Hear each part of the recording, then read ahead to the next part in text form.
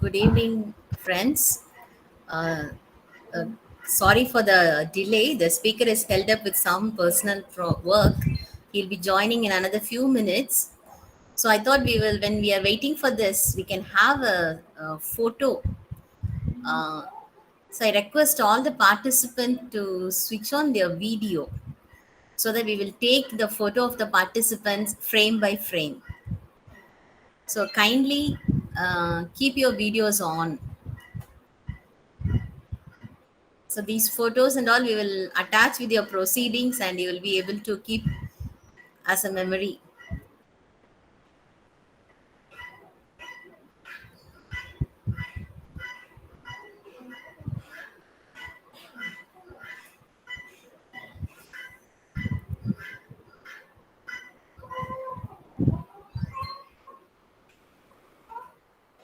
Thank you.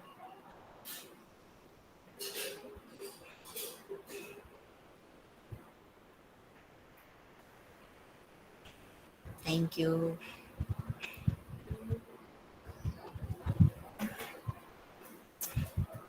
Thanks a lot. Still some more.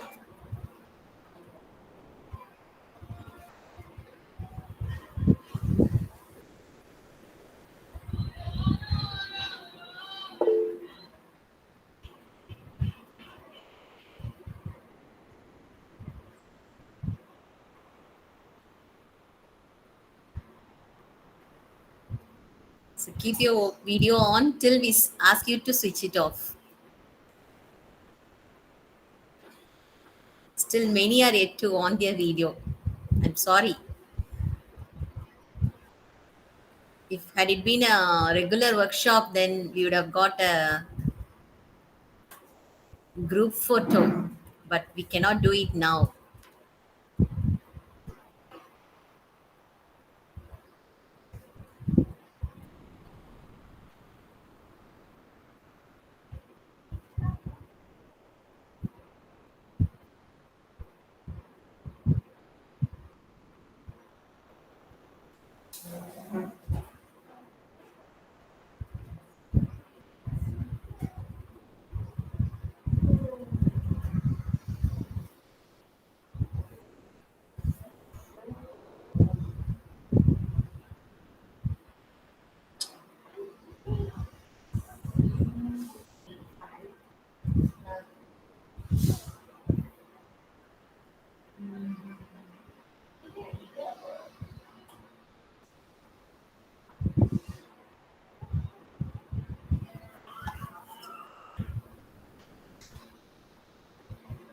Okay. So we are going to start taking the snaps. Please, just 1 minute only.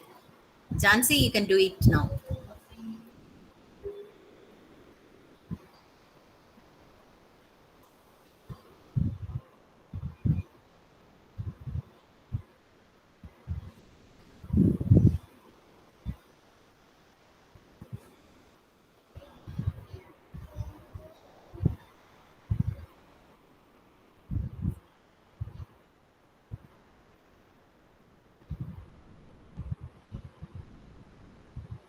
When you're finished, you please tell Jansi. Yes, ma'am.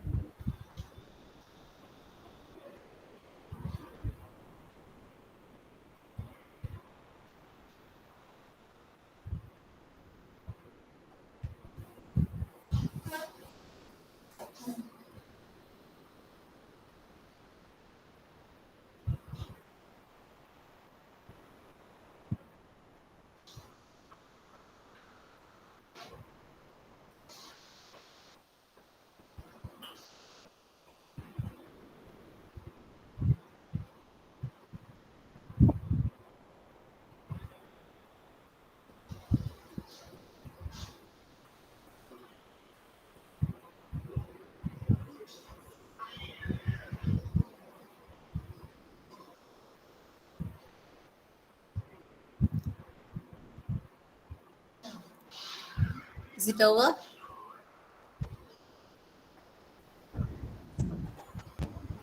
Okay. So thank you for your cooperation. Thank you very much. I think the speaker is yet to join. Um, so we have some few announcements for the participants. Um, the speaker has given the freedom to interact with him during the course of the presentation itself. So if you have any queries, you can put up your hand, or you can write it in the chat box. Okay, so he and you can get the things clarified then and there. And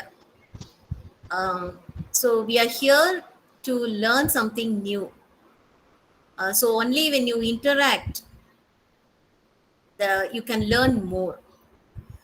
I know there are we have the participants from different spectrum.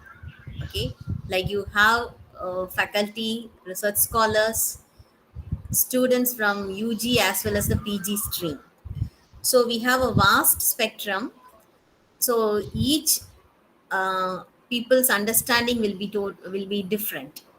So even if it may be a very small uh, thing you may wanted to ask, but still it is better to ask rather than remain silent. Okay, so please make the session interesting by interacting with the speaker. Then you can really gain lot of information. Okay, and if you have any difficulties, you can feel free to mention it in the chat box. And we will be getting a feedback for each section. Yesterday's session, many didn't submit your feedback, but don't forget to do this today, because feedback is important for each session. So that helps us to improve our performance in the future days to come. Okay, thank you. I'll just call the speaker. Please wait for some time. Good evening, sir.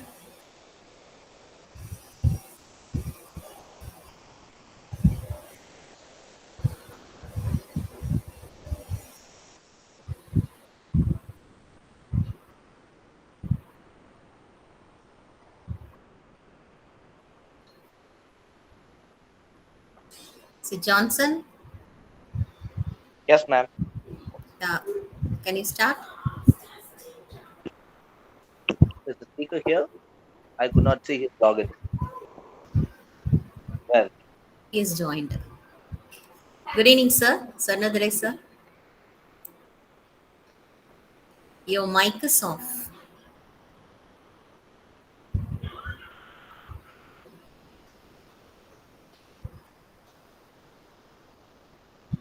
Okay, Johnson, you can start. a warm welcome to everybody here. Very good evening. Every good and perfect gift is from the Father of lights. So we call upon our Creator to bless us. For that, I invite Dr. Dorothy Sheila, the bursar of our college, to start the session with a prayer. Ma'am, please. Let us all pray. Lord Jesus, we thank you for the second day workshop on ACCIC. Thank you for all your provisions and protections to us throughout this pandemic period and keeping us healthy and live. As Johnson has told, every good gift comes from above, says the word of God also. And this goodness of knowledge of X-ray diffraction is also from you. Thank you, Lord, that you are giving us the understanding of this phase of science to us. Bless the resource person of today, Dr. Sonnadurai, who is with us for the past 2 days and sharing his knowledge as a blessing to us all. Bless Dr. Sonnadurai in all his areas of his life and increase him more and more, still greater, to be a channel of blessing to many in the society, sharing his knowledge always. Bless the ACCIC Center as a whole. Fill it with your presence and fill it with your blessings. Let the blessings flow from the center to the community as a river by your name. We bless the Principal Secretary, the Director of ACCIC, the Convener, the Co-Convener, and the Executive members for their hard work and unity in executing this task even during the silent period. Make them active, bless them, and coordinate them always, Lord. Open our minds today to get a new understanding of this intricate subject of X-ray diffraction easily and to have a greater grip on this subject so that when we grow in the scientific knowledge, this may be of much useful in some corner of your life as we proceed in our academic excellence. Lord, I praise you once again and you let your hands be a blessing on us throughout this program.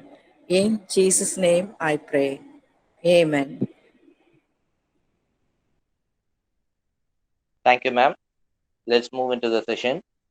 As there was a technical glitch yesterday, the introductory session in which we have got the introduction, we should have got the introduction about the speaker was not proper. So I would like to introduce the speaker with some key points, noteworthy points about himself. One is the very high sense of pride for ourselves, I mean our college, that he is an alumnus of a college. He had his master's from our college in the year 1992. And the other noteworthy point is that he is an active member in the International Center for Diffraction Data. These forums will accept members who will have the ability to transform the data into an understandable one for anybody. He has got 25 publications in peer-reviewed journals to his credits, and he has got 27 entries into the International Center for Diffraction Data. The first one was in the year 2000, and the last one is very recently accepted and yet to be published in the website. So this explains his ability as a person who can bridge the knowledge of the researchers for the welfare of the public. And with the yesterday's experience, he has got himself introduced as a very good teacher as well. So with this brief introduction, I hand over the session to Dr. Swarnadurai. Sir, please.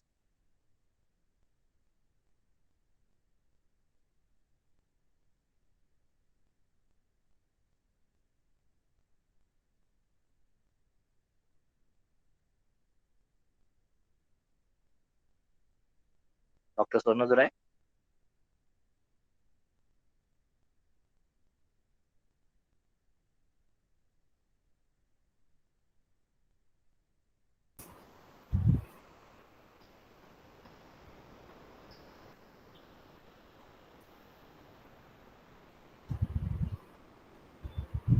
His mic is yet to be unmuted.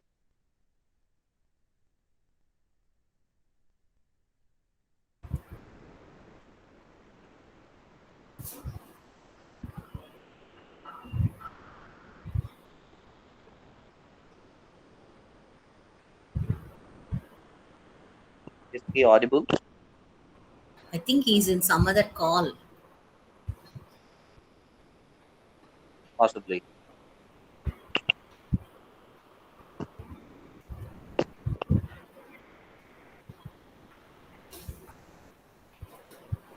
We regret this technical glitch.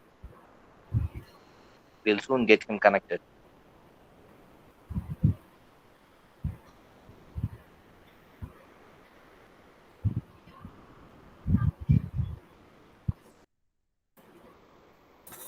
Sir, you can start your session, sir.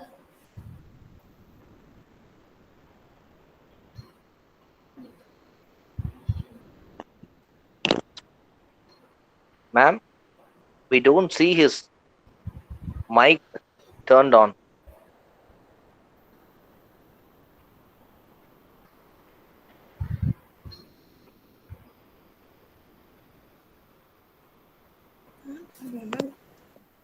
Yeah, Now the mic is on? sir.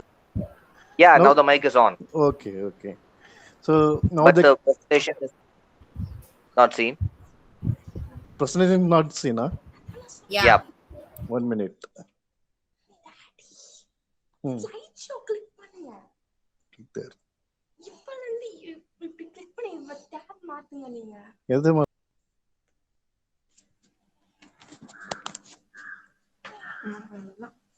Now it is visible. Hello. No, sir, not yet. It's appearing. Yeah, it's visible now. Okay. I think we are into the presentation now. Sir, you can take over. Okay. Thank you. So thanks for your nice introduction, and thank you for you giving me an opportunity to talk to you. Okay. So with this verse, I'll start my presentation. That today's title is Guidance to Powder Excite Diffraction Data Analysis. Okay. So first, I So wanted sorry to. to interrupt you. Okay. Just a minute. Are the participants allowed to post their questions in the chat box intermittently? Yeah, they are allowed. Okay, so the participants, you are requested to post your questions then and there in the chat box. So towards the end of the presentation, he will look into those questions and he will clarify. Thank you. Sir, Okay. please. Okay. So what will be discussed today actually? So powder exotic characterization of biomaterials, particularly about peptides and proteins. Okay. Then indexing in the powder exotic pattern using the ICD database. Then retrieval refinement, that is full pattern fitting. Then how to index a unknown phase. If there is no data for the phase at all, then how to proceed to index that. So using some algorithms. So these points will be main points I will discuss today. Okay. So because yesterday I did not talk anything about biological application, today let me start with the biological application. Okay. So this is one of the recent paper, um, Journal of Structural Biology. Okay. Here they have solved the structure of some protein. It is called YEQGL. Okay. So it is actually called as some amide actually. Basically, it's an amide with YEQGL. I could not understand what is that YEQGL. Maybe some microbiology or micro biochemistry people, they can understand that better than me. Okay, so during 1950s, single crystal X-ray diffraction has been underpinned major role in breakthrough in the structural biology. That is, they were using only single crystal X-ray for the protein structure solution. Okay, although it is important to recognize that and intrinsic limitations of the technique is a requirement to prepare a single crystal specimen sufficient of sufficient size, quality, and stability. That is, for example, if we take any protein, like you take the protein of some peanut, nowadays peanut protein is also available in the market. Okay, so these type of proteins, when you just try to make a single crystal, it is maybe possible, but some other many uh, proteins, no, they are not forming the single crystal so easily. So solving the structure using a single crystal method is very uh, uncomfortable, or it's not at all possible. That is why people have tried to adopt powder extracting method. So materials of biological interest, they do not crystallize a single crystal of suitable size and quality for single crystal X-ray diffraction can be analyzed by the powder extracting method. Okay, that is the motivation of just showing this paper. You can also refer this paper. It's a 2011 published paper. Okay, so many other things also there, but this came to my observation. Then I thought of reading this paper. Then I'm presenting it. So many molecules of biological interest. The preparation of suitable single crystal insurmountable challenge. structure determination for a single crystal extraordinary become impossible actually. In solid state materials also, the application of single crystal is also subject to the limitation of obtaining a suitable single crystal experiment. For example, you take methyl ammonium lead halides. They are not stable in the uh, ambient condition. Okay, so in ambient condition, they will be dissolved so fast and it will be uh, lose its structure. So we cannot do the single crystal study on that material. Instead of that one, we will do the powder diffraction study on this particular type of halides also. So powder diffraction data replaces the need to prepare a suitable single crystal to the material of interest. For example, single crystal powder diffraction has the same information, whatever the powder extract is showing, like the lattice parameter, atomic positions, and atomic scattering pattern, factor, everything, whatever the powder diffraction can give, single crystal can give, the powder diffraction also can give the same information. So, in the single crystal cases, the information is put in two-dimensional respiratory space.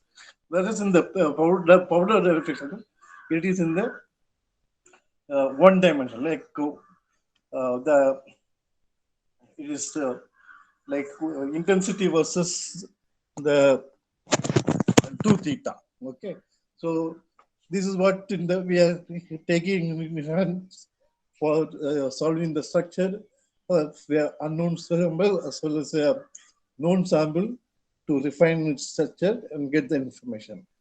So in powder diffraction, 3 dimensional that are effectively compressed into 2 dimension, 1 dimension.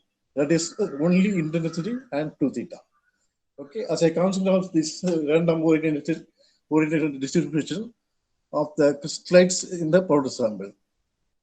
Because in the powder sample, so many crystals will be oriented in different direction.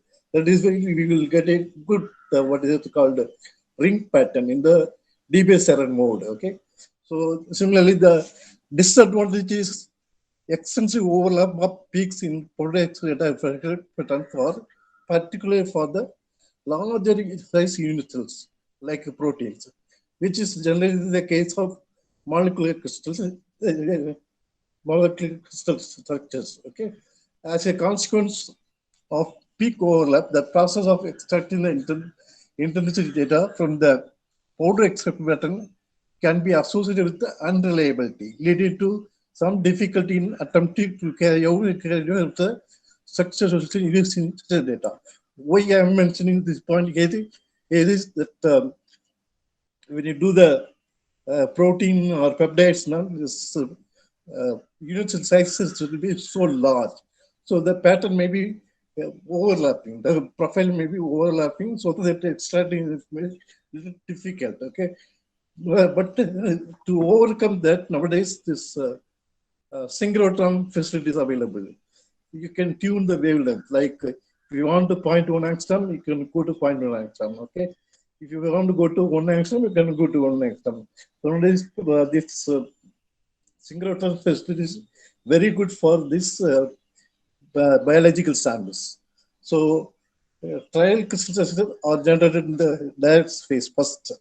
The direct space means whatever we are seeing in the real world.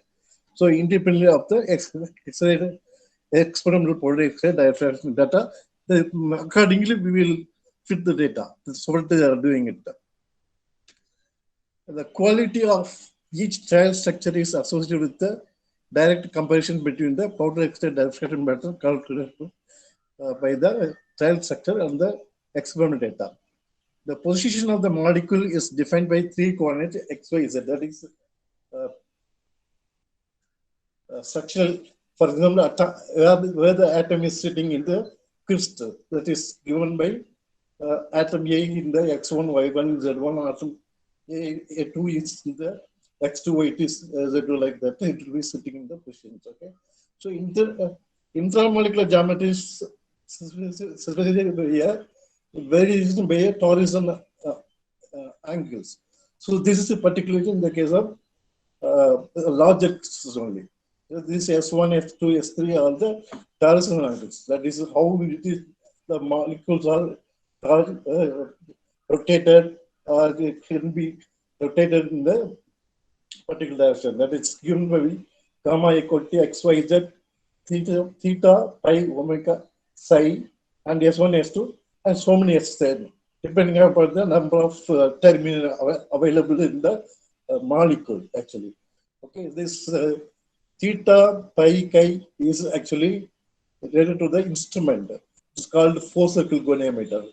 You take a four-circle goniometer, which is used in the case of uh,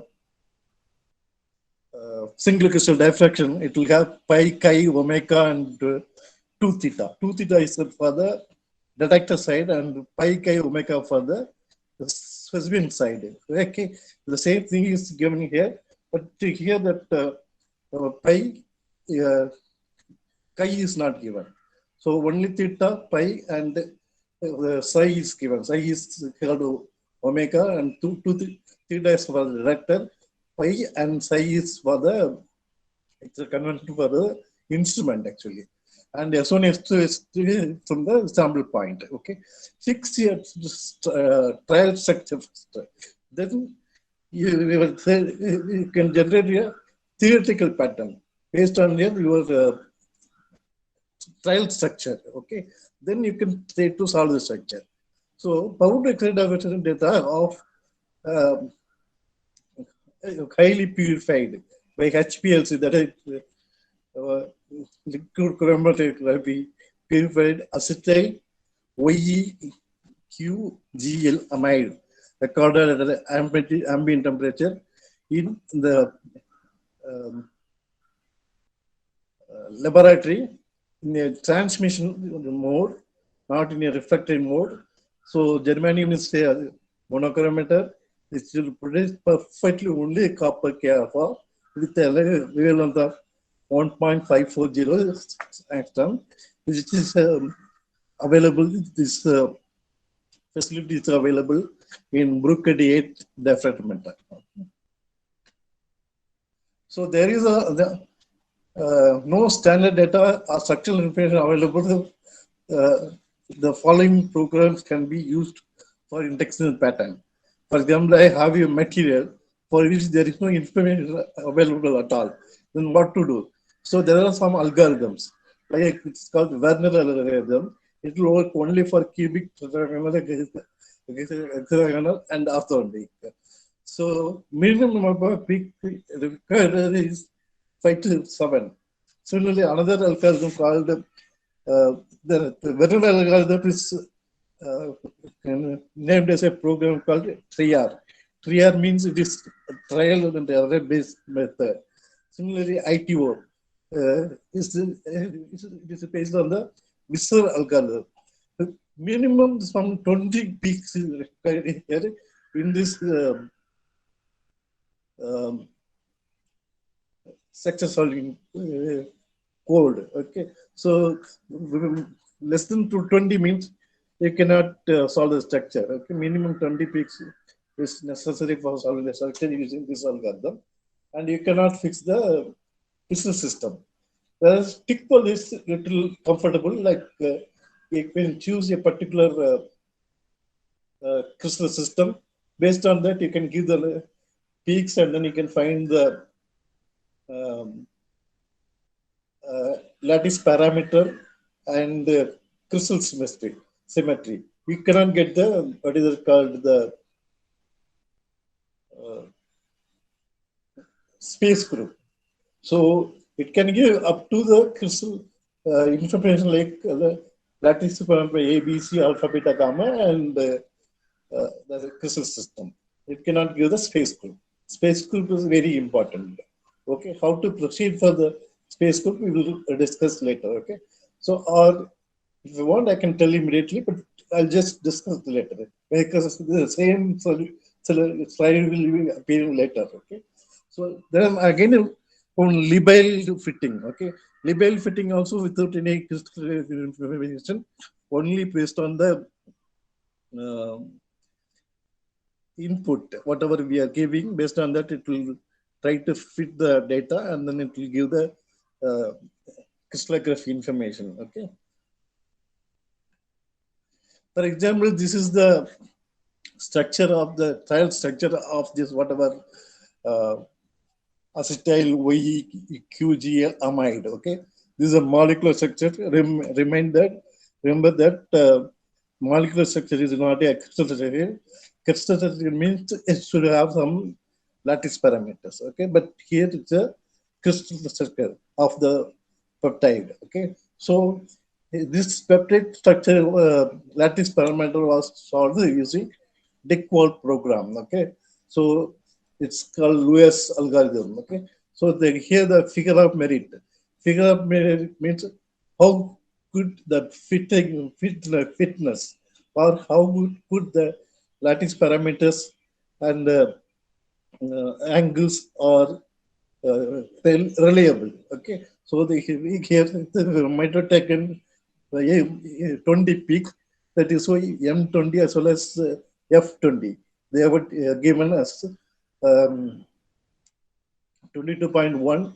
Actually, this value is little less only, more, not much reliable compared to the other systems.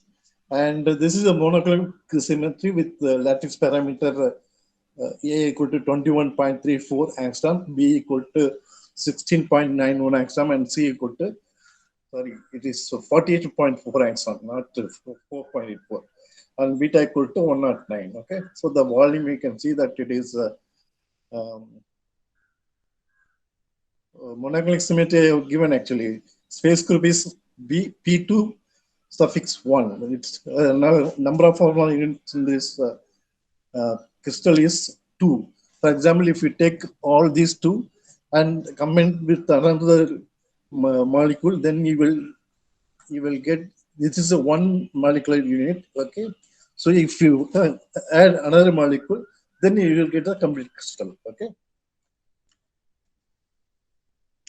so this is the label fitting of this whatever the crystal they found using the uh, Liquid program, that they given some input to the label fitting. The label fitting, they could, you can see that even the background has been nicely fitted. Okay, this red color plus symbol is obtained data. That is data collected from the instrument, and this green one is the calculated, and this black one marks are the that stick, that is the back position, and that each line will have a different HKL values, and this bottommost one is a difference between the observed and calculated. Okay, so similarly, uh, like to like this label fitting, they have done a fitting of the same data using uh, what is it called, retrieval refinement method. There you have to give all the informations like space group, um, lattice parameter, atomic position, everything you have to give. Okay, then here there was a one monohydrate was there in the polypeptide, that they removed and then they recorded the pattern, and it was looking very similar to the previous one. Okay, the previous slide you can see that acetyl amide.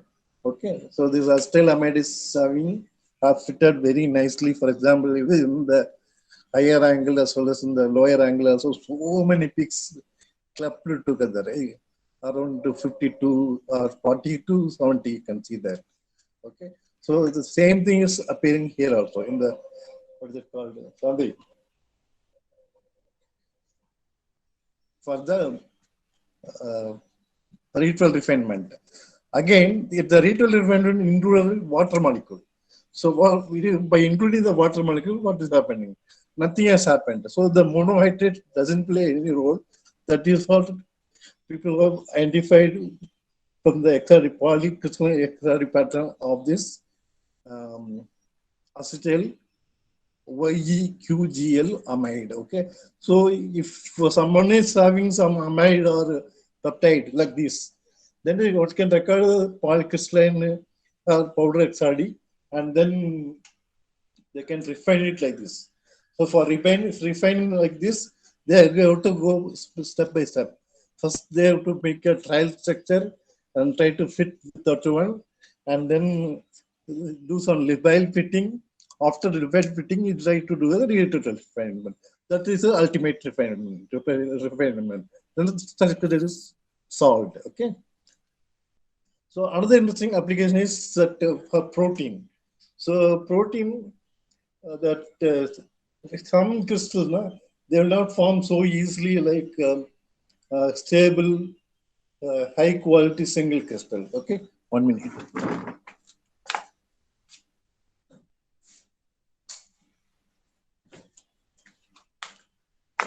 So in that case, we have to go only for the what is it called um, powder mix XRD method only. Okay, here this is a very recent paper. I think it is 2019 paper appeared in the journal Crystals: Applications of X-ray powder refraction in powder crystallography, protein crystallography, and drug screen. It's a review paper. It was very interesting to read it. So why people went for again and again they touched the same point: limitations related to the requirement of a sizable single crystal, stability, and diffraction quality. These are the playing the major role in solving the structure of a single crystal using single crystal XRD method. But if it is not available, then one has to go only for what is it called powder XRD method only. Okay, so the single crystal XRD method is for a structure version consolidated its applicability in macromolecules in the 1960s actually for protein and some myoglobin. I don't know what is it. It's also protein, I think.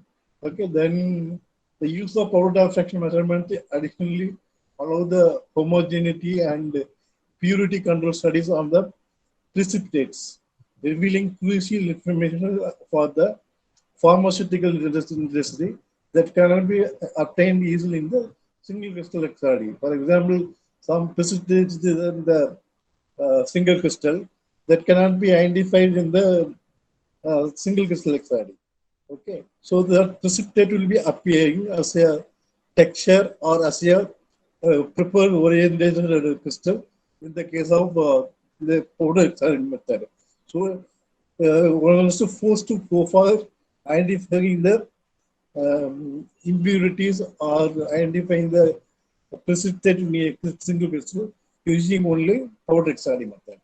So again, then the viruses that they have developed different strategies for their purification and propagation, visualization of diverse and complex three-dimensional structure of intact virus particles as well as their constituent proteins and complexes as recorded in the protein data bank. So, for example, if you want to have some information about your protein, then there is a bank database called protein data bank. So you can get the structure from that, and then you can do the modification on that. I don't know whether the coronavirus protein structure is solved and its structure is deposited on the bank, but one can do work on that also. So we can try to crystallize this virus and try to analyze how it is getting mutated. Okay, it is transforming from one form to another form. Nowadays, people are talking about Delta viruses here in India. So, okay, similarly, Epsilon virus. So many viruses. The entire Greek alphabet may be having the coronavirus. I don't know. Okay. So, similarly, that virus particle explorer database. So these provides a useful information towards understanding their biological function. For example, you can take these viruses and you can do some mutation using some gradation, and you can study its properties, how these proteins are behaving on mutation. Okay. So from taking from the protein data bank, you can take the information and do the work. Okay. So that is another interesting area in the protein crystallography and the protein data bank. So the applicability of the product study for the structural characterization of virus protein was originally confirmed a decade ago, was originally compared a decade ago only it was confirmed actually. So um, now we can comfortably do this for the uh, peptides and proteins. So here I have shown for the another virus or protein. So this is a XRD pattern of a protein, not XRD pattern, X scattering pattern, because it is given in Q. You can note down the x-axis. Q equal to 4 by sine theta by lambda. Because nowadays even border study people also using the same called um, um, Q values for the structure solution. Okay, like instead of 2 theta, they will be giving the Q value. The Q value equal to 4 by sine theta divided by lambda. Okay, so this is recorded in the ESRF, that is a European Synchrotranslation Facility, in the year, I think, very recently it was recorded. Okay, you can see that the very nice pattern has come in the upper panel. Okay, so the upper panel is showing some the enlarged area, like not very enlarged, but from some point 1 to this is actually point 1 it starts. So on from the second peak, I think you can see this peak. So compared to this first peak, the second peak is very little intense. So they zoomed it and shown the data. Okay. So this particular protein called what is it called? It is NSP3 macro. Okay, NSP3 protein. This is having a lattice parameter like A equal to 61.603 angstrom, C equal to 94.619 angstrom, and space group is P31. Okay, so this is actually the not tetragonal system. It is belongs to some orthorhombic system, I think. Okay, so you can see that in the website, what is the space group uh, belongs to which crystal system, this particular space group. Okay, so and the beam lines used also, they are given that paper. It is ID11. It is a material science beam line. Similarly, they confirmed the same experiment and then it carried out at uh, Powell diffraction beam line. Okay, ID 31 at room temperature. Lambda used is 1.29984 angstrom for the uh, ID 31 beam line, and ID 11 beam line lambda is 0.3492. Okay, so even though they have given the same Q value, you can see that lambda value, whatever they used it here. Okay, Sandeep, tell me.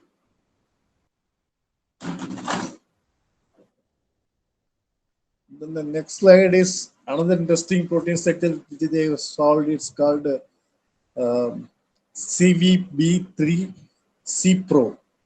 Okay, its storage condition is always at 8 little base. Okay, not in the acidic condition, and its space group is C2. It's a monoclinic structure with lattice parameter A equal to 78 B equal to 65.577 and C equal to 40.497. So you see these values, they are very large in size. So it's unimaginable. Could you imagine what will be the height of one molecule of this such a protein? If you just take the uh, atomic weights of all these atoms in the present in this virus and take the atomic weight, and then from that you can get a atomic weight. So it will be around like maybe 10 to the power minus 25 gram, not more than that. Okay, so if you take this sizes and all, it is very huge, but the weight is very very low comparing to the other material. So its density also will be very very small. So this data also collected in ESRF and at the beamline ID 22. The previous slide you can see that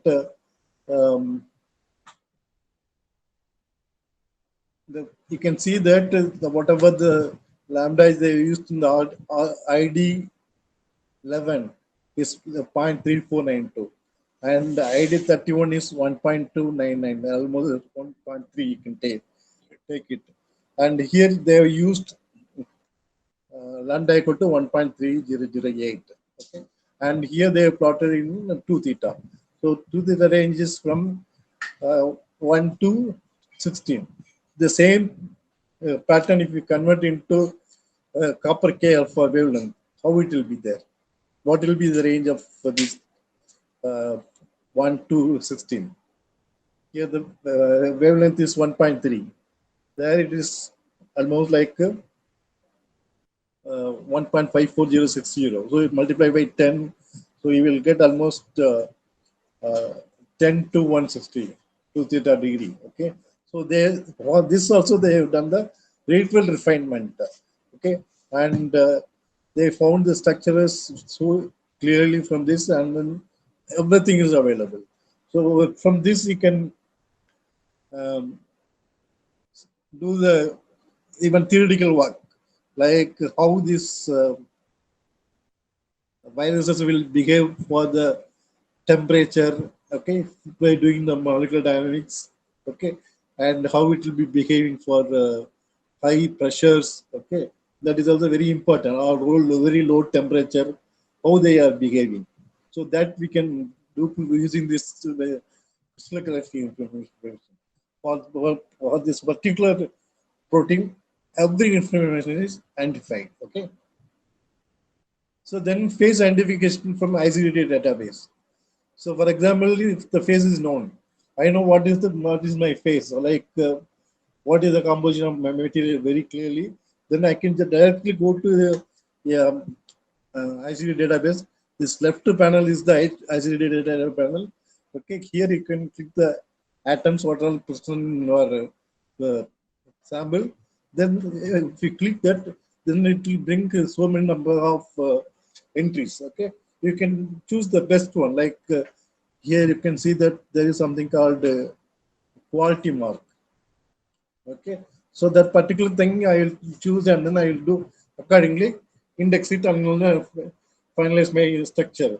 That is very so simple my job. Okay, so if the structure is known, okay, if the phase is not known, then it is a little difficult. Okay, so here you can see that one of such a structure for TI2 ZRAL. You can see that there is no what is that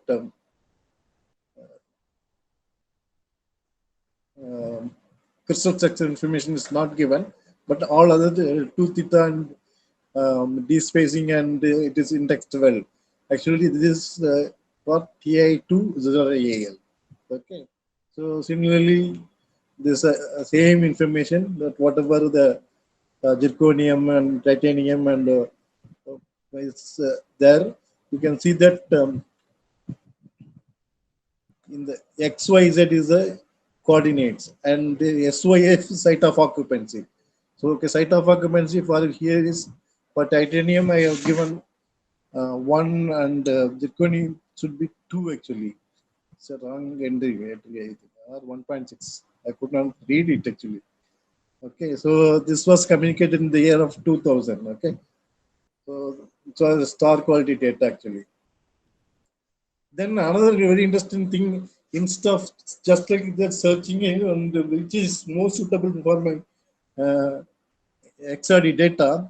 So there is a program called Match. Okay, this is called Match. One program is there. This Match will read this Accic database. Okay, and it will easily bring out whatever possible.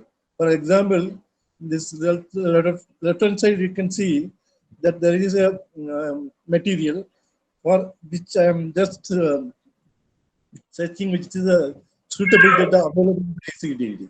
You can see that this methyl ammonium manganese. So it is not methyl ammonium, it is dimethyl ammonium. But here you can see they have given this panel very clearly. Dimethyl ammonium, zinc formate, and manganese formate. It is there actually. Okay, dimethyl ammonium manganese formate. This one. But here also they have given it like methyl ammonium, but it's actually dimethyl ammonium. I could not. Right, it is there for the third one. Okay, second one also dimethyl, instead of dimethyl ammonium they put methyl ammonium here in the name, but it is actually CS3 twice and NH2 um, Mn HCO thrice format. Okay, so but the structure is given up to only this 55 degree. Okay, so beyond that I do not know anything about this how to index the pattern. If for example, generally we used to record the XRD pattern for such a material from 10 degree to 90 degree. Okay, so beyond that I don't have any information. So what I did, this has given me some basic input like cell parameters and space group and other structural information. So that which I invoked in my Jesus program, the retrieval refinement program, I could completely index this. Okay, you can see that one or two picks. This is actually possible even in some materials because this is also called organometallic material. So wherever organic materials is there, there will be some problem in the peak fitting using the even the ritual refinement. For example, here one data it is not fitted. Here another one data, two data here, and this is another one data. Okay, so here you can see that directly does brought the data here. Okay, so like that, if once data structure is available, life is so simple. We can do the refinement and can extract the information. So, okay, so the chi-squared will be the goodness of fitting. Okay, like figure of merit, this is goodness of fitting. Okay, and WRP is the weighted structure factor, and the RP is the structure factor. Okay, and this is the actual information I called it for the another material called for MN only. Sorry. Okay, you can see that here they have given the name like dimethyl ammonium, whereas for this other thing here they have not given it as like dimethyl ammonium, but they have given methyl ammonium. But in this entry, very clearly they are given the name is as dimethyl ammonium manganese 2 formate. Okay, so this is the input I use for defining this uh, pattern. Okay, so then pattern methods for the determinants of initial parameters from the polycrystalline data. Full pattern method. Here I mean that full pattern fitting and determination of the initial parameter from the polycrystalline data is possible. So one category involves the computation of reflection intensity from a structural model, often referred as the Rietveld method, because in 1969, Rietveld wrote a basic algorithm. From that, everybody started to build up their own code based on his code. Okay, So the next retweet of the persons who are followed the uh, retweet method, they named it a different way and then they published their codes. Okay, so the other category is referred as the whole pattern fitting pattern decomposition method, in which the reflection positions are also determined from the space group and initially universal parameters. However, the reflection intensities are treated as arbitrary. It's unknown actually. So what I mean that I will give all the two theta positions and atomic um, position, but the pattern fitting is intensity will not be perfect. Okay, so this is what actually in the label fitting people are using it. So in the radial refinement, we'll always watch how does the uh, intensity is matching well with the observed data. Whereas in the other case, like decomposition method or it is label fitting method, so we will not bother about the profile fitting, full pattern profile fitting. They will just do the fitting for only for a particular 2 theta values. Okay, that Bragg 2 theta. Okay, so the intensity evolve iteratively. So slowly the intensity will start iteratively, where the reflection intensity values are arbitrarily assigned to the to estimate obtained by appropriate data values among the contributing reflections. Here, the main advantage in the labile fitting is and other pattern decomposition methods are often only way to apply full pattern methods where the structure are not known or difficult to describe, such as the disordered structure. For example, you may have some disordered structure like amorphous structure or some quasi-crystalline structure.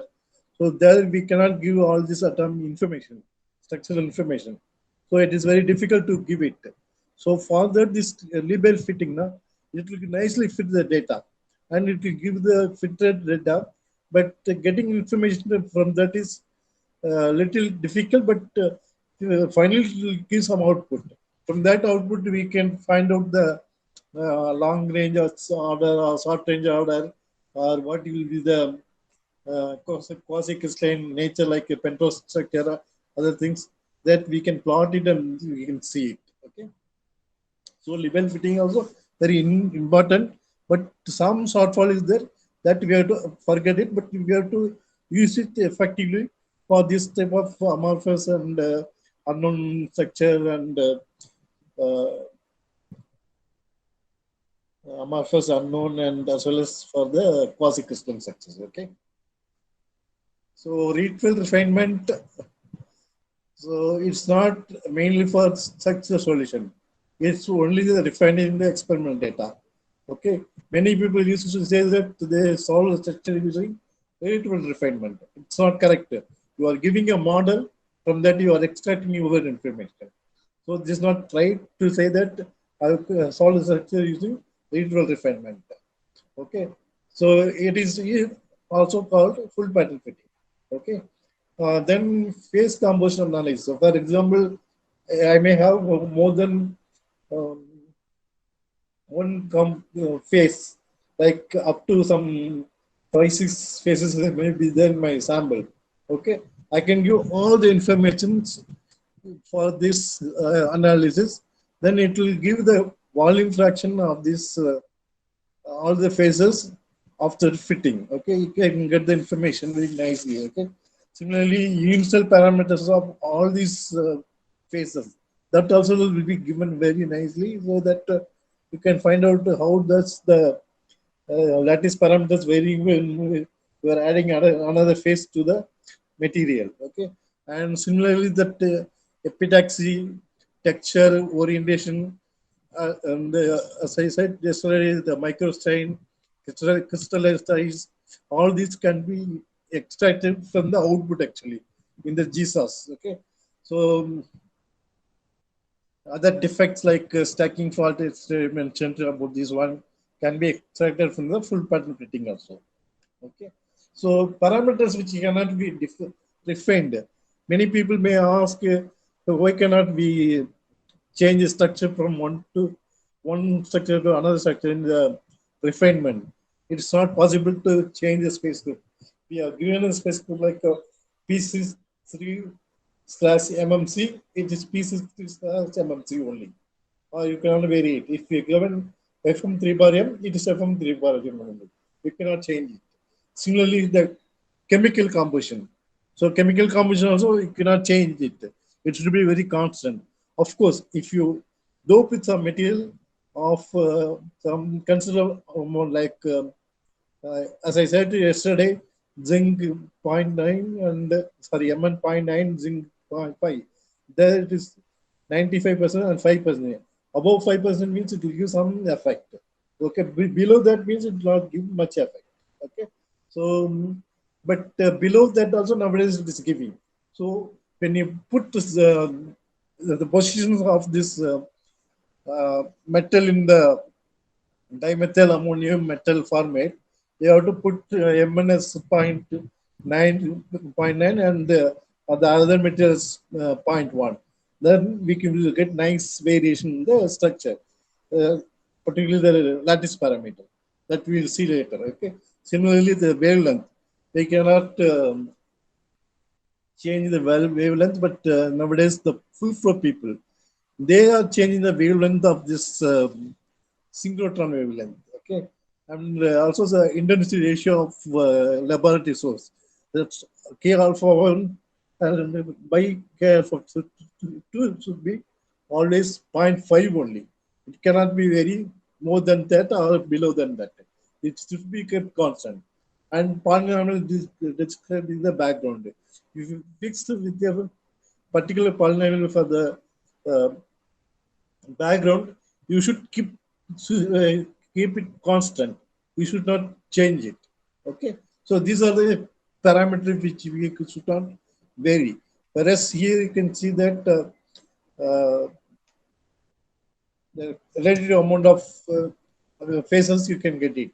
Okay. So accordingly, I have to give the site occupancies and other uh, parameters, and you can get the information. Okay. So these are the parameters which we can touch it at all. Okay.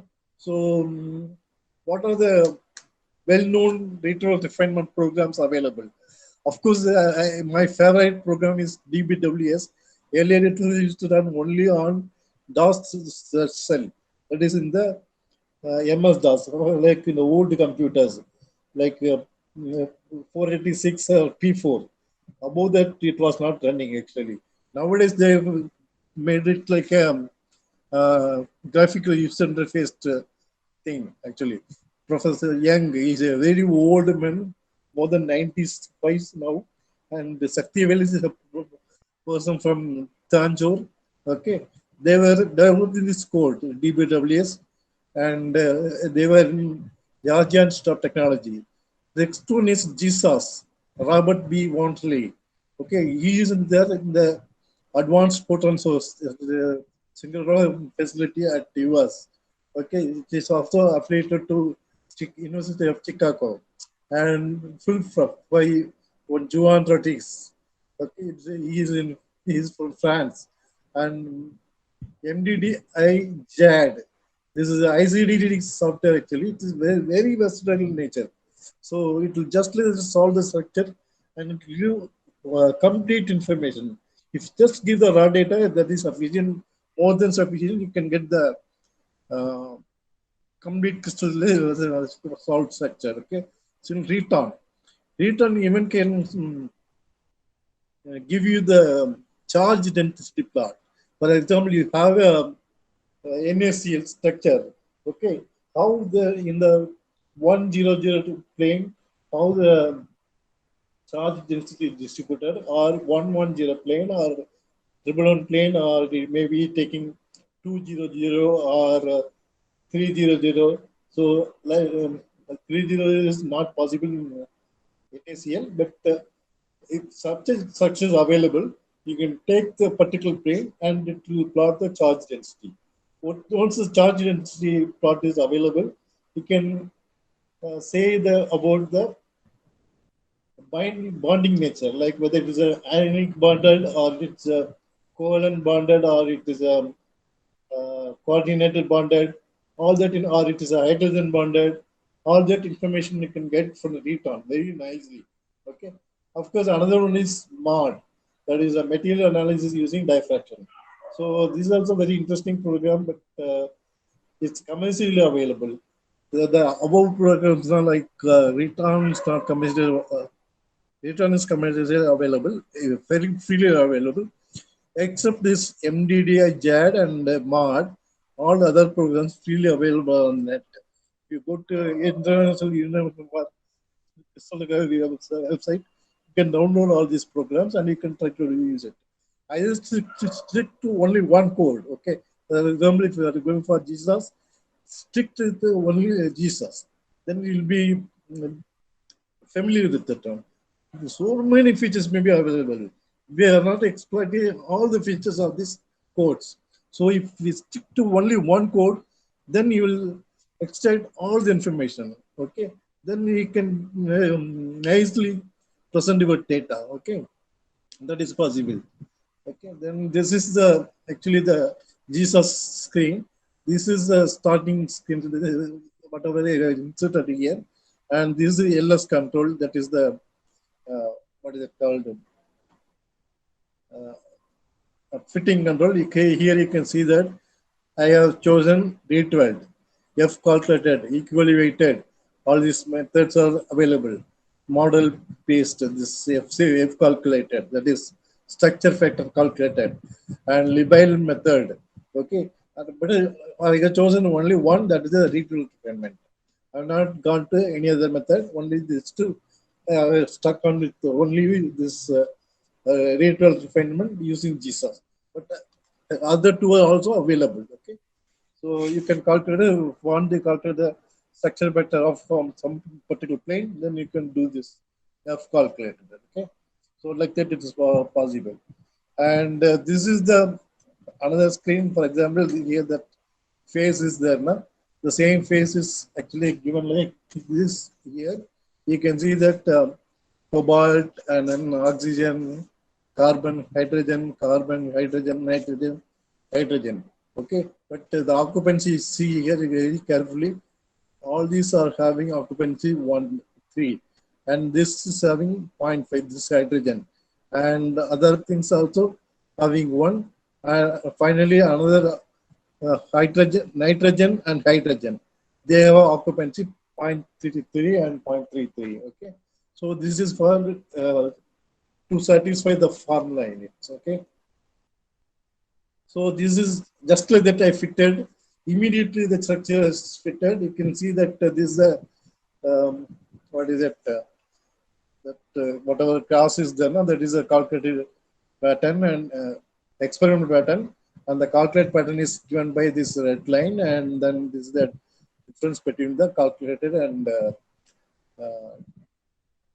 experimental observed, and this sticks. They are the black positions. So many positions available at lambda equal to, sorry, 2 theta equal to very high value. Okay, but these all are not possible by other methods. Okay, so another interesting thing is that I can get the CIF file. The CIF file means I can get a CIF file as well as I can invoke the CIF file for my refinement also. You need not enter all this information by manually here. Okay. Instead of that, just invoke the zip file. Okay. And then you will get all these atoms by with their position. Okay. And similarly, the after refinement also you can get a zip file. It will have all these lattice parameter positions and lattice parameter values, as well as stains, and instrumental routing will be in the instrumental file actually. Okay, so all this information you can get it from the zip file, and coordinates also we can export it like XYZ of the atom, crystal, and instrumental parameter file creation and edit. So I can create it like for example, you see this is a Gaussian fitting and this is a Lorentzian width of maximum because I have used the pseudo white function. It is a combination of both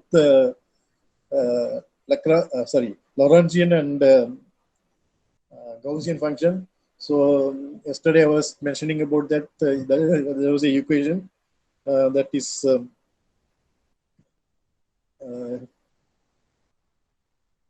eta into uh, L of x operated with Gaussian 1 minus eta Gaussian of x. Okay, so from that, if you just add these two, that Lorentzian as well as this Gaussian, the total sum will be is going like that. This means actually this blue dots. Okay, this is for the Lorentzian fitting, only for the Lorentzian component. Whereas this Gaussian, you can see there is a bowing effect is there. Whereas the Lorentzian, it is so straight line. Okay, and then the sum is some bowing because of this addition of this Gaussian part. Okay, this Gaussian part is mainly coming from the instrument, not from the fitting. So fitting is so perfect that we can get it from the Lorentz pattern. Okay, Lorentz profile function. Okay. So as I mentioned that I have just doped my manganese with nickel. Okay, so the entire formula will be dimethyl ammonium Mn.9 and nickel 0.1. Okay, you can see immediately the lattice parameter value is decreasing. Similarly, the volume also decreases. Similarly, the A and C value also decreases. Okay, so it's so sensitive. This ritual refinement method is so sensitive to get the lattice parameter and get the crystal structure. Okay, for example, that in the case of other analysis, you will not get such a variations. So even though small doping or substitution, not doping to substitution, you can see that the value is 8.30 to 8.310 and it has gone up to 8.290. 22.88 to 22.72. Okay, these are all well refined data. Okay, so now the question is, if the phase is not known from the existing database, what to do then? That means that there is no data for my particular sample. I know this is a sample of the composition ABC or ABO3 or ABO2 or like that. I may know my composition well. Okay, my composition of my material is well known, but there's no data for that particular thing. So here a simple example I have given. For example, you just take sine 2 theta values. For that, you find the sine theta and then sine square theta you can find. This ratio means this ratio is ratio of this particular uh, second number divided by this one. For example, for this 0.1085 divided by 0.1805 will be 1 obviously. And then 0.2171 divided by 0.1085, it will be 2. So you can do that calculation. You can note down this number and if you want, just check it. It may come exactly 2 only. Similarly, you take this 0.702 divided by this 0.1085, then it will be 7.02. And these ratio, you have to divide it by what is it called? Ratio 0.5. Then you get 2, 4, 6, 8, 10, 10.01 and 12.05. And I can put 10.05, but approximately to 10.01. Similarly, 12.02, like that I have put it. So this M is should be the combination of this H squared, K squared, L squared. So this is for a cubic system.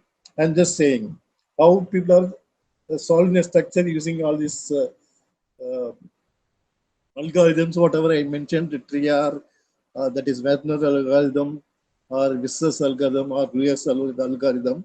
So you have to make like this only, okay? Then they program it. As per the programming, then as per the input, the program will give our output. This is a manually done exercise, okay? So, for example, if you just take this 1 squared plus 1 squared, it should be 2. So it should be 1, 1, 0. It can also be 1, 0, 1. That also possible. So we cannot exactly say that, but it is also possible. It can be 1, 0, 0. It can be 2, 0, 0 or 0, 2, 0 or 0, 0, 2. Similarly, this can be also what is it permitted.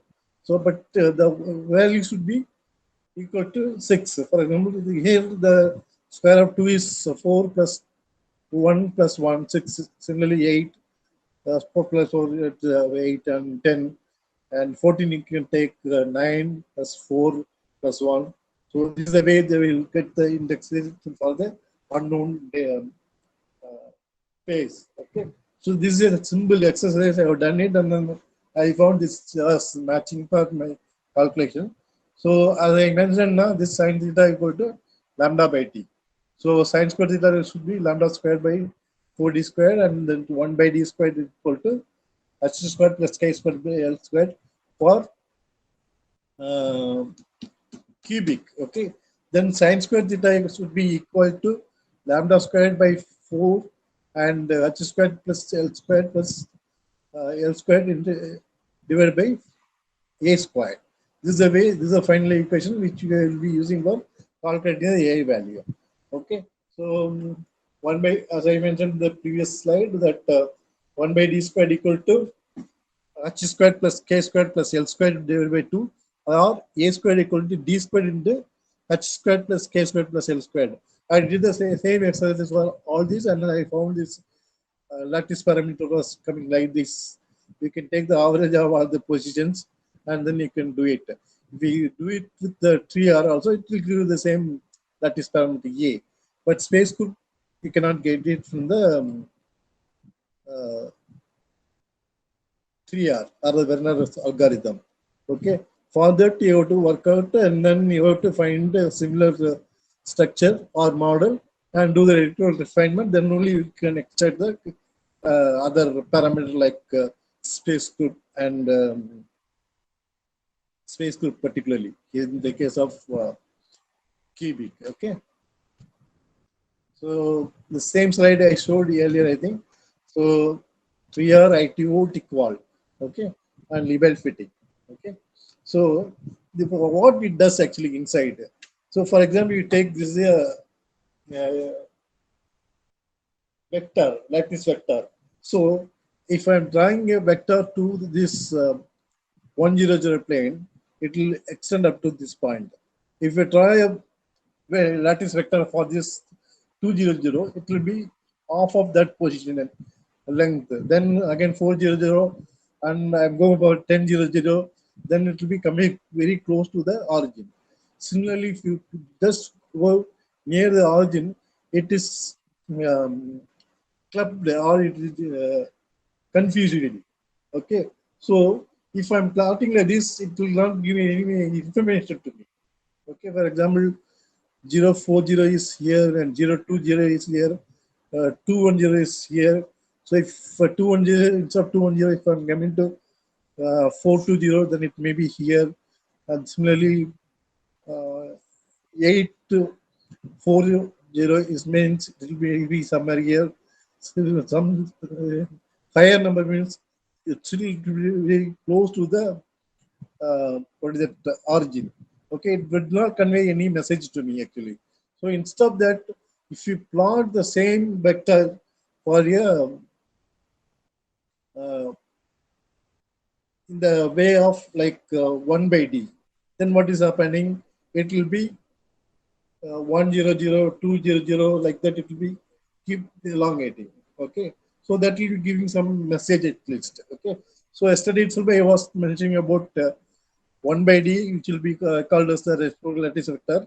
So the reciprocal lattice vector will be written like this: d star equal d star hkl equal to h a star plus k b star and plus LC star. HKL is the Miller indices and the A star, B star, C star is the reciprocal lattice vectors. And just you take the square of this same vector like by a dot multiplication, then you will get H squared A squared plus K squared B squared and L squared C squared plus H K A B cos gamma and HLA C cos beta and 2 KL BC cos alpha. Okay, you know this relation how it is coming. Actually, if you take the what is it called volume of your tricycling system, okay, square root of V equal to that A star multiplied by B star C star square root of um, 1 minus cos squared alpha minus cos squared beta minus cos squared gamma plus 2 cos alpha cos beta gamma. Then apply the conditions. For example, in the case of cubic, it will be like that. What is that? It will be um, uh, all are equal. A, B, C is equal, so A cube. Inside the square root, it will have 1 minus cos 90 and all cos 90s only you will get it because alpha 90, beta 90, and gamma also 90. So it will be only keep purely a cube. Okay, from that you can get the what is it lattice parameter so easily. Okay, for example, if you take hexagonal system or orthorhombic system, there are also same the formula like 1 minus h squared, sorry, cos squared alpha, cos squared beta, cos squared gamma plus 2 cos alpha, cos gamma, everything will be 0. So A is not equal to B, B is not equal to C, so that you'll get uh, volume equal to ABC. Okay, so this is the way you will get the relation. Okay, so same relation only used there also. Okay, so here also I use same relation but in a reciprocal lattice. Okay, yesterday I showed some slide that the reciprocal lattice was there actually. So for a cubic system it will be like h squared plus k squared plus l squared into a squared. Here just check this equation. Okay, so all are equal and h squared, k squared, L squared will be there. This cos gamma, cos beta, and cos alpha will be becoming 0 because of 90. Okay, cos 90 will be equal to 0. Whereas in the tetragonal system, A equal to B. Okay, so I will get A squared, H squared, A squared, again K squared, B squared. Okay, that's why I can take it H squared plus K squared multiplied by A star squared plus L squared. Okay, and all are also equal to 0. Beta value, gamma value, and similarly, if you take hexagonal, okay, so here that H squared plus HK plus K squared into A star square plus L squared C squared. Okay, so here there is no what is it? HK is combined actually here. Okay, so if you take the volume, how will you find the volume for this one? Same equation only here. So similarly here, H squared plus K squared, A, B, C, A equal to B, so A squared and 1 minus cos 120. Okay, if you take cos 120 value, it will become square root of 3 by 2 into A squared by C, A squared C. That will be the volume of the hexagonal system. Okay, so that is the way it will come. For orthorhombic, this is very simple actually. Okay, so this is what actually people are doing in their all algorithm. this input they are giving, and they are doing the trial and error how to match the um, track position. From that they are indexing my pattern. Okay, any system like cubic, tetragonal, hexagonal, orthorhombic, Werner will be doing for all these four very nicely, whereas Vischer and Levier will not do for these systems. But you can force it actually to do it by the Lewis. Lewis, you can select all the 7 crystal systems. Okay, so then it will give accordingly the my monoclinic structure or even triclinic structure also it will give very nicely. Okay, so here how the algorithm is going on. So for example, d square h squared k l should be n squared a squared, because this I'm just making this h squared plus k squared plus l squared equal to n squared. Okay, it cannot have a fraction number. Okay, that's why I'm just making it as n squared a squared, the reciprocal lattice. Okay, and you'll get only if you're subtracting this t hkl uh, h1 k1 l1, it should be like source square minus h is dh2 k2 l2. Then it will be like n2 minus n2 bar square bar into a square. Okay, so this a square, this number cannot be always a fraction number. So automatically this delta d squared will be also a complete number, so that it will give the accordingly it will give the perfect crystal structure. Okay, so the lattice parameter will be done, and then from this one can get the what is it called the um, lattice parameter as well as the crystal system. Okay,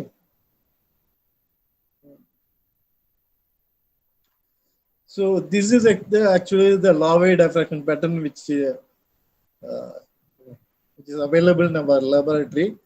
Actually, this system I only developed for myself, that using an imaging plate. This is backscattered, as you can see the symmetry, 6-fold symmetry is there. And this is for the transmitted. Transmitted symmetry also, you can see that nice transmitted rings are there. Okay. And from this, using what program is called the Orient Express, you can just index all these points, even for this backscattered and transmitted. Transmitted, you have to give the angle as 0 degree, and for the backscatter, you have to give the angle as 180 degree, as well as you have to give the lattice parameter. Like single powder refinement, here also you can do the refinement of this, what is it called, pattern. Okay, and then you can exactly fit it, and you will get the indexing of each and every point. Okay, so the same thing actually you can see the quality of this dot. For example, commercially available on the film, you will not get such a beautiful uh, dots, and you cannot get the input also. Okay, for indexing. Whereas here, I can just pick up the point by clicking my mouse, and then I can give it as input. Okay, and then I can index it. So this is just to show you how the quality of the one single dot. Okay, you can see that it's exactly like a cone.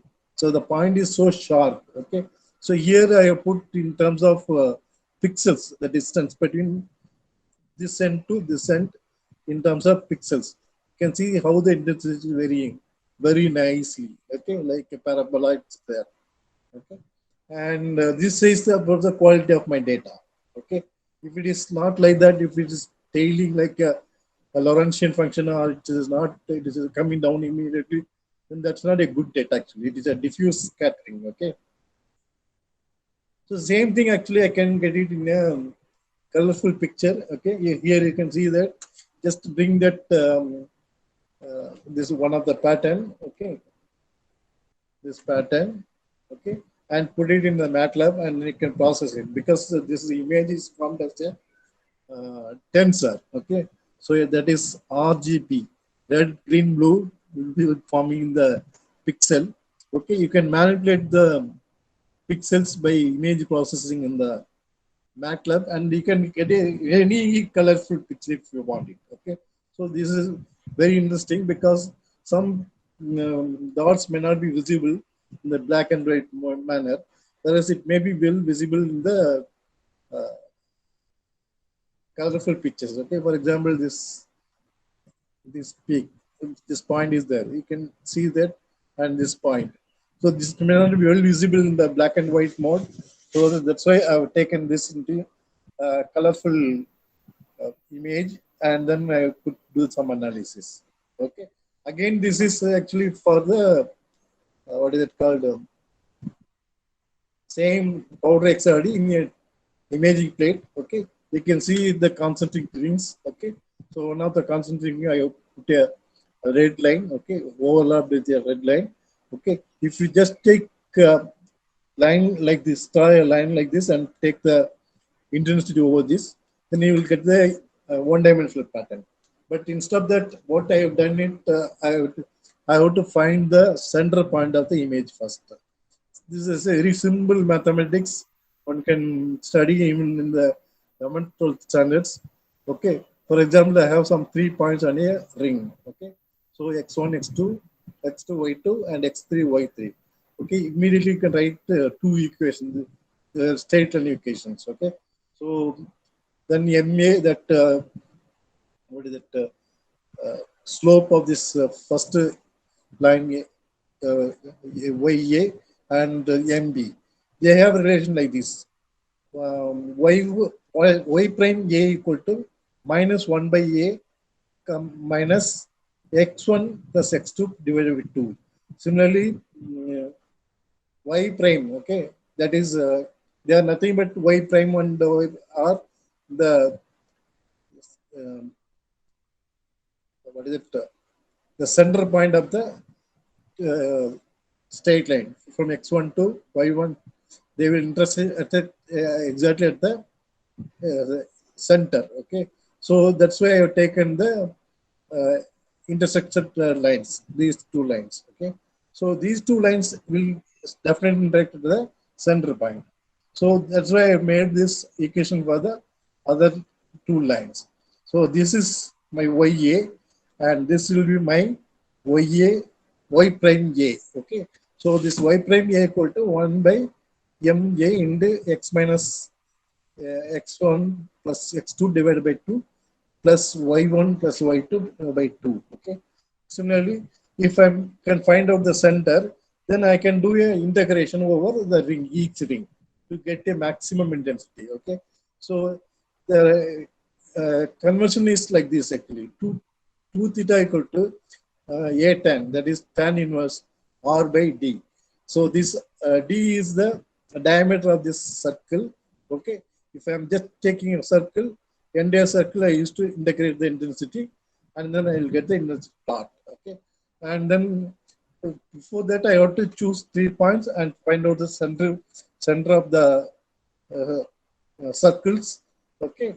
And then afterwards, I can integrate from uh, um, center position to the outer position. Okay. It will be like this, something like this. So where I can get some good information. Okay. So if, for example, if you indicate like this, there's a picture may be looking very nice, but the background is going very up high because of this highly glowing nature, and very nice information also embedded. Here it is not visible. Another black and white photograph of the image processed thing I had, but right now we're not there here. You can see there's done some dots here.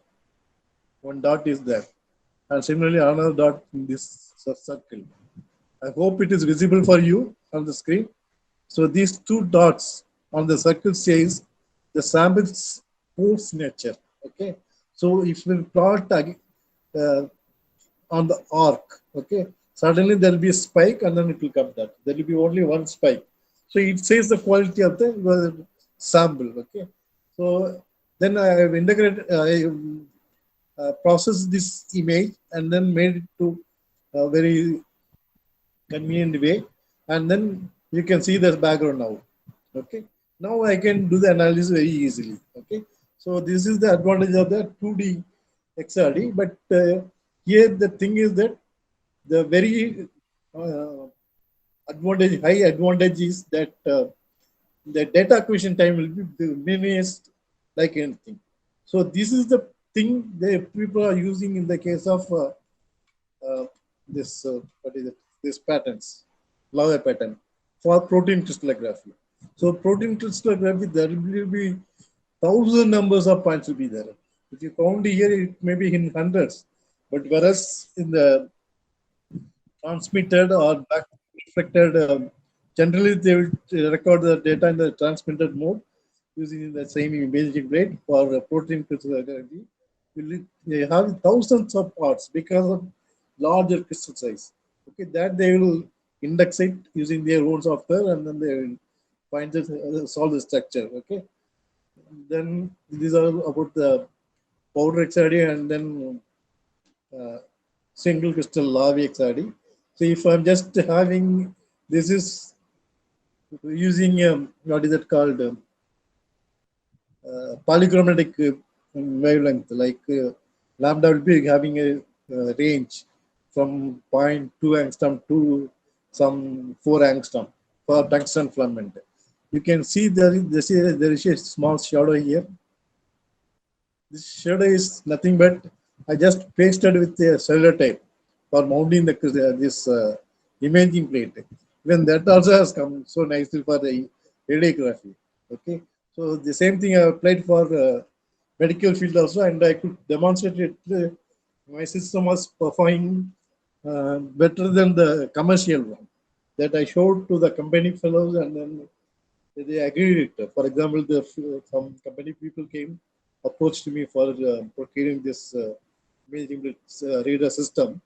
So anyhow, now we have purchased it. Earlier, I was using my own system. Okay, so this quality is not coming in the commercial system. And with this, I'll stop because I think I have taken more time today also. So this is the last word I want just to share with you. Never forget the three powerful resources you always have available to you: love, prayer, and forgiveness. So with these words, I'll just finish today's presentation. Thank you. Thank you, sir. We have a few questions from our participants. I ended my talk today.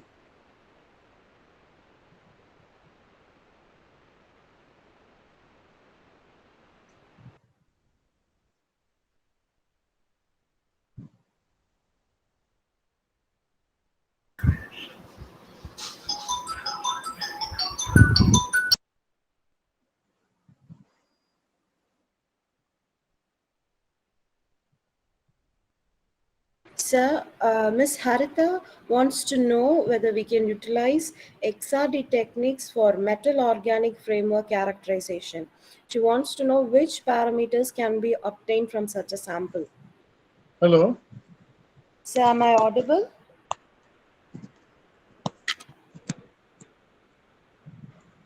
Sir, am I audible? Hello.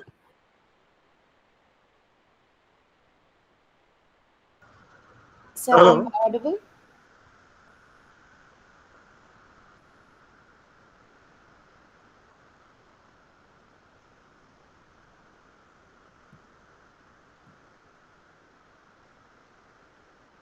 Sir, can you hear me?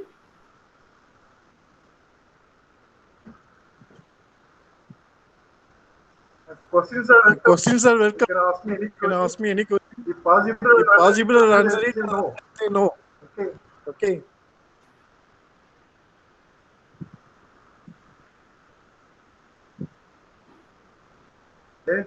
Benita. Any. Sir, your speakers, I think it is echoing again.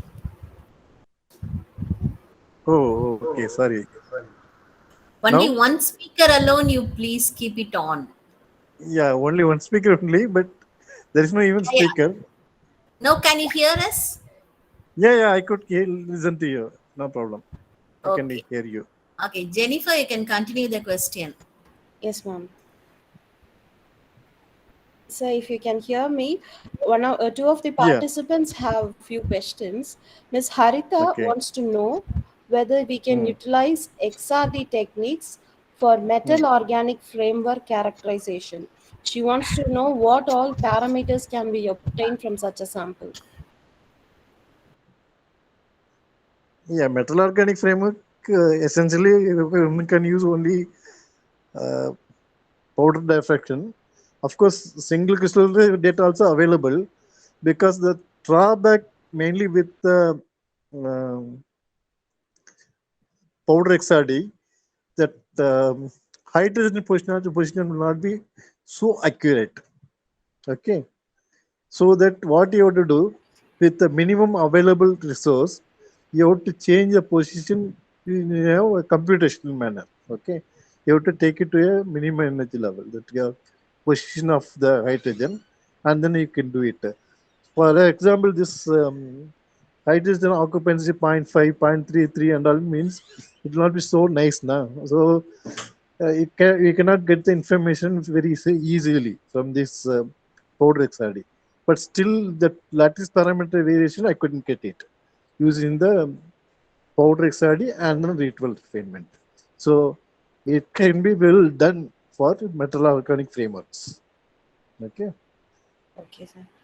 So, Ms. for Harita, example, even what is the structure like it's a perovskite structure or whatever structure is possible, I can get it. But particularly, I'm working only on perovskite type uh, uh, metal organic framework. For example, you take methyl ammonium, uh, lead iodide. Okay, it's a lead-based halide system added with a functional group called methyl ammonium CH3NH3. Okay, whereas in my system I will have dimethyl ammonium CH3 twice.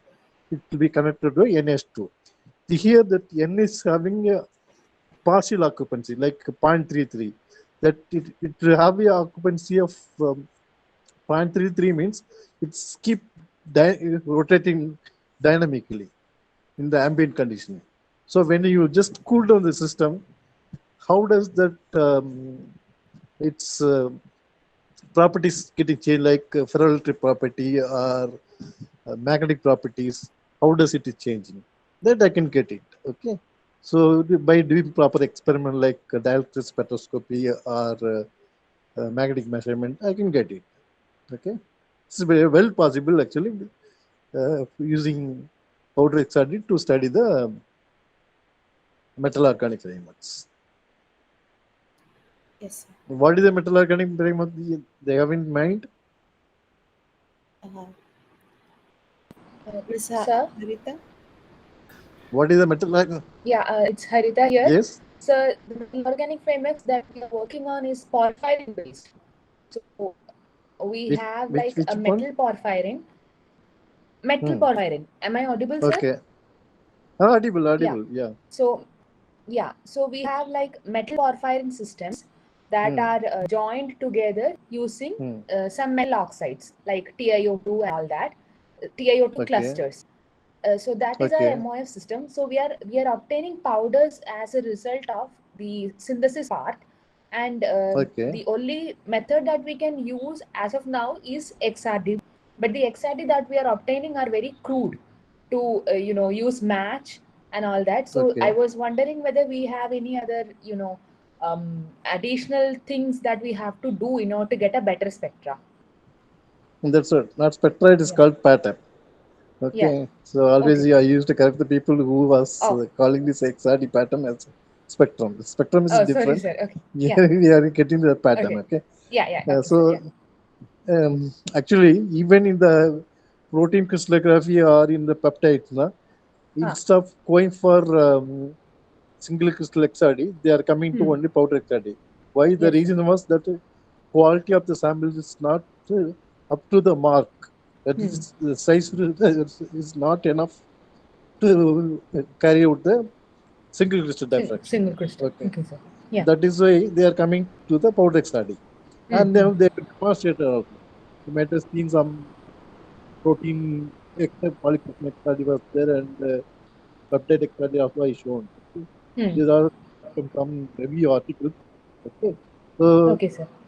they could not form proper quality single crystal. They are doing only powder study. And they Yes, sir. got the information, whatever possible with single crystal study, the same information they get it in the poly. Okay. So here Okay, also, sir. if you put sufficient amount of metals, then to have give good catalyst. The interest will be good. Okay, Okay. sir. What is the Okay. instrument you use? Any idea? Um, I am not sure. We have been submitting it to our lab, uh, an external agency lab. So I'm not exactly sure about the um, instrument that has been used. So the sample that I'm talking about is not exactly my sample, but it is a sample that is used in our group. So that's Okay. why I was asking this question, sir. Okay. Okay. You are Yeah. most welcome. Okay. Yeah. Thank you, sir. Okay. Welcome. Yeah. Thank you, Ms. Haritha. Uh, Sir, we have one more participant who wants to ask a question. Ms. uh, Anjali, you can go ahead and post your question. You can use your video and your audio to ask a question. Ms. Anjali? Hello, sir. Am I audible? yes. Yeah. Audible. Well The audible. same thing. Actually, Harida and me are working in the same lab. I'm Okay. working on the MOF material. So I Uh, have the same question because whenever I used to get the hexadecimal pattern, it's actually disturbed. I don't know whether it is due to amorphous structure or not, or is that solvent is trapped between the porous material. I'm getting it's not clear actually. clear in the sense, what way? The background Clear is in not. yeah, Background yeah, is not. background, yeah. How the Yeah, yeah, background background is. to 38 to theta range? Hello, sir. How is the background in from 20 to 30 to theta degree? Yes, sir. Sir, actually, it was like actually you have shown it in the some slide. I don't remember the slide number. Hmm. The picture was exactly the same. I mean, second picture it was. I don't know the slide number. That's why the background I couldn't. I can match the face with the Huh. reported one, but the Huh. problem is that the background or some peaks are not matching. So I'm not sure whether the problem is with my solvent or is that the solvent has been trapped Your between the research MOF color there material. or your staff Research scholar, research scholar. color? So you powdered your sample well, thoroughly you powdered it. Yes, sir. And So also, sir, we are the same thing that Harida have told. We have been submitting to the instrumentation lab, so we don't know much about the instrument or the solvent preparation and all, sample preparation and all. so how did you analyze only by the No, no. I analyzed the four of the which was being synthesized with base diffusion method. Four MOFs I have given, but the same thing happens with the each MOF. The same problem. Background is much more. no, how did you ensure the faces formed or not then? It was actually matched, sir. I just went to, that technician, and he actually helped me in matching. So I don't How know how about the software also. how he is matching actually? By taking the two theta values from some other standard pattern, Yeah. or Yes, yes. and he says it's completely matching. No, some peaks are not matching actually. Then some impurity is there now, obviously. Yeah. For Okay, example, okay. I want to form dimethyl ammonium cobalt format. Okay. So one MSc student came for project from Bharathiar University or Bharadas University. Okay. He has synthesized, but he said crystal has come. So nice crystals have come. But the thing is that it was not dimethyl ammonium cobalt format. Instead of that one, it is formed methyl ammonium cobalt format with the two nitrates. Okay, you got my point. It is Yes, formed sir. methyl ammonium NH3 CS3 NH3 cobalt with format HCO thrice and 2H2O was additionally there, okay, in that sample, okay. So, but I could identify the space because I know this the data was available for me, okay. So immediately I found this phase has formed. Then I asked him to prepare only the CS3 twice and H2 cobalt format. Finally, he could prepare it and he could do the refinement and he got his information and he wrote his thesis and off. Okay. So like that, you should get a proper background based, very clear, what is it called, peaks. Then it is well possible. Okay. This fellow was doing the project for 2 months. That also in the evening time only will come to me. Remaining time he will attend the classes. Okay. Within 2 months he could do so much work on that. Okay. I showed you that Okay, sir. that is parameter varying when substituting nickel in the Mn.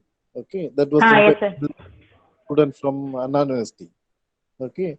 She was doing that work and she refined all the pattern and she got the results. Okay. So that will be interesting actually. Okay. Okay, sir. Okay, nice. Thank you, sir. Thank you, Ms. Okay, Angela. okay. Next, Ms. Kurali Ramachandran, you can ask your question. Kurali Ramachandran, you can ask your question. Hello. Yes. Good evening. Good Good evening. evening, sir. Sir, just my question is, can you please brief about the XRD data analysis for transition metal oxide nanostructure? Actually, I have started the research on metallic oxides, transition metal Okay. oxides like copper, magnesium, like that. So actually, we prepared the sample and just sent for the testing. In the meantime, I'm referring to the articles. So Okay. just I want to know how to uh, interpret the data. Hmm. In that aspect, I need some input, sir. Okay. You take the nanoparticle. How Yes. the full width of maximum will be there? It will be narrowed down or it will broadened. And actually, we have prepared sample and sent for analysis, sir. We are waiting for that. And in the Okay. meantime, And one more thing is that you should be very clear about our oxygen stoichiometry. Okay. okay. Yeah. So titanium oxide has formed or TiO2 has formed or TiO2 Actually, minus X is magnesium formed. oxide, Okay, magnesium magnesium, oxide, whatever it MgO. is, Yes, sir. Okay. you call it a metal, M. Okay, Yes. MOX, MO. MO2 is formed or MO 2 plus X is formed or 2 minus X is formed. Okay, generally Okay. we'll get MO 2 plus, sorry, MO 2 plus delta. Okay, plus delta may be positive or negative. That is Okay. possible.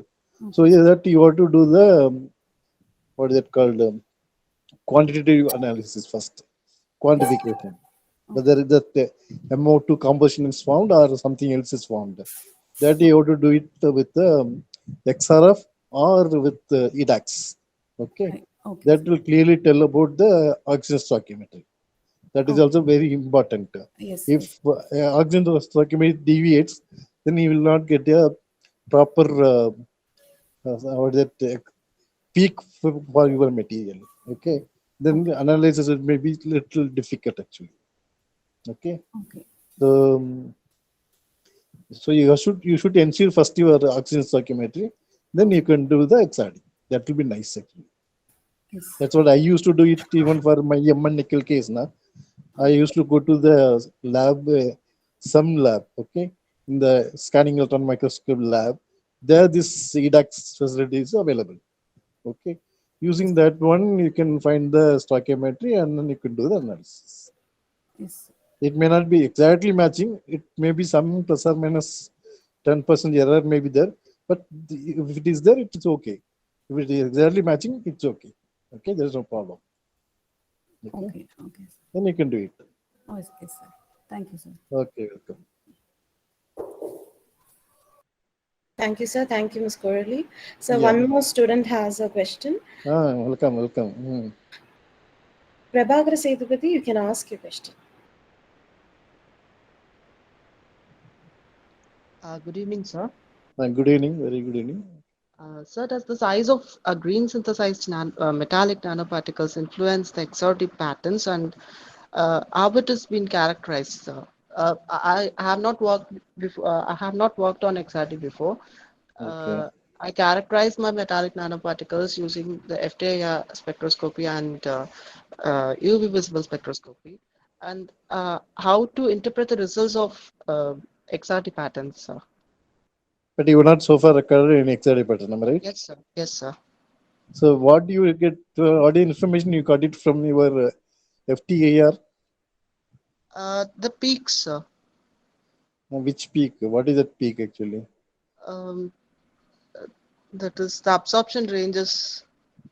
Hmm. We got the absorption ranges for control and as well as the sample, and we compared that. Uh, so patterns எங்கெங்கெல்லாம் இல்லையோ அங்கக்குள்ள இருக்குன்னு சொல்லிட்டு interpret இல்லைங்க, பண்ணோம். நீங்க வந்து FTAR எடுக்கிறீங்கல்ல, yes sir. நீங்க என்ன பேக்ரவுண்ட் ஆக்சுவலா? Physics R chemistry R biology? Microbiology sir. Microbiology. Biology sir. Yes sir. Okay. See, FTAR will be only tell about the stretching and bending of the molecule. Sorry, not molecule, bonding Yes. natures. Yes, Okay. sir. So that you cannot get the crystal structure from that information. Okay, sir. Okay. UV visible also will say about the what is it? Not bonding nature. It will say about the transparency, how much light it can absorb, and the optical band gap you can find it from UV Yes. visible. Okay. Okay, sir. So, but XRD will give different information, atomic level interaction, like what is the distance from one atom to another atom. Okay. Okay, sir. That bonding. Okay. So you can do the XRD for your material. What is the material set? Metallic nanoparticles, sir. Silver and copper nanoparticles. Silver and copper nanoparticle. Yes, sir.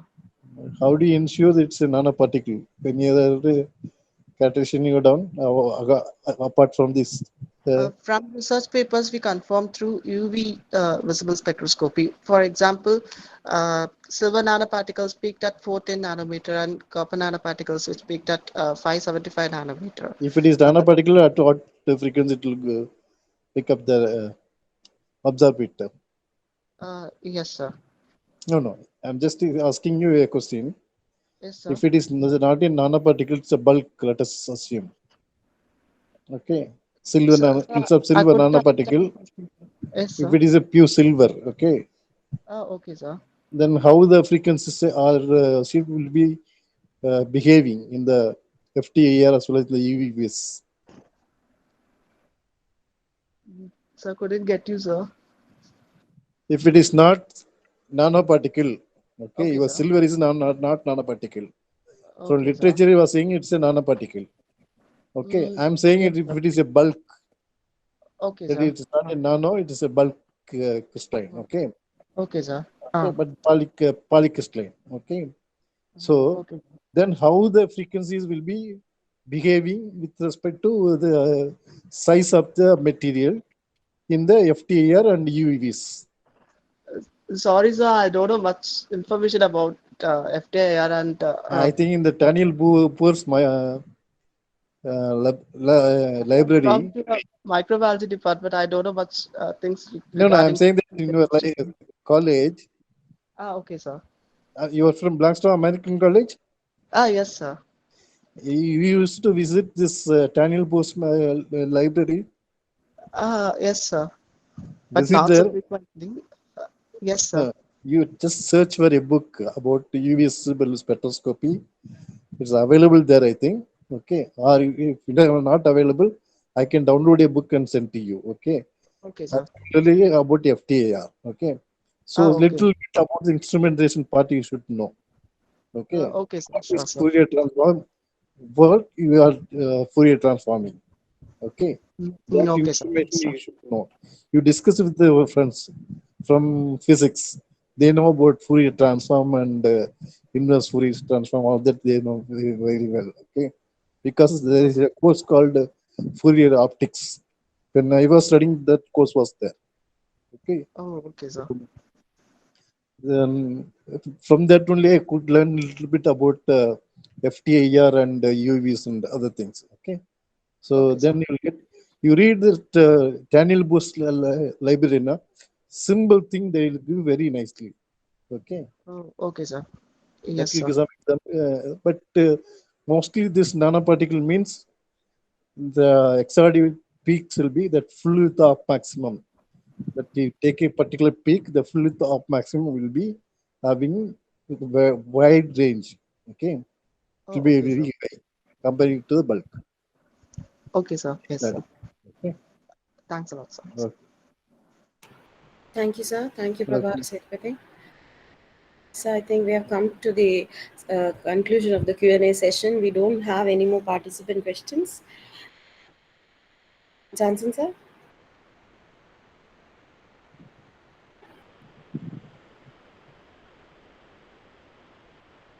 Okay. So I think we can wind up our sessions here. Yeah. Okay. I will hand over the session to Dr. Jemima for a vote of thanks. Okay.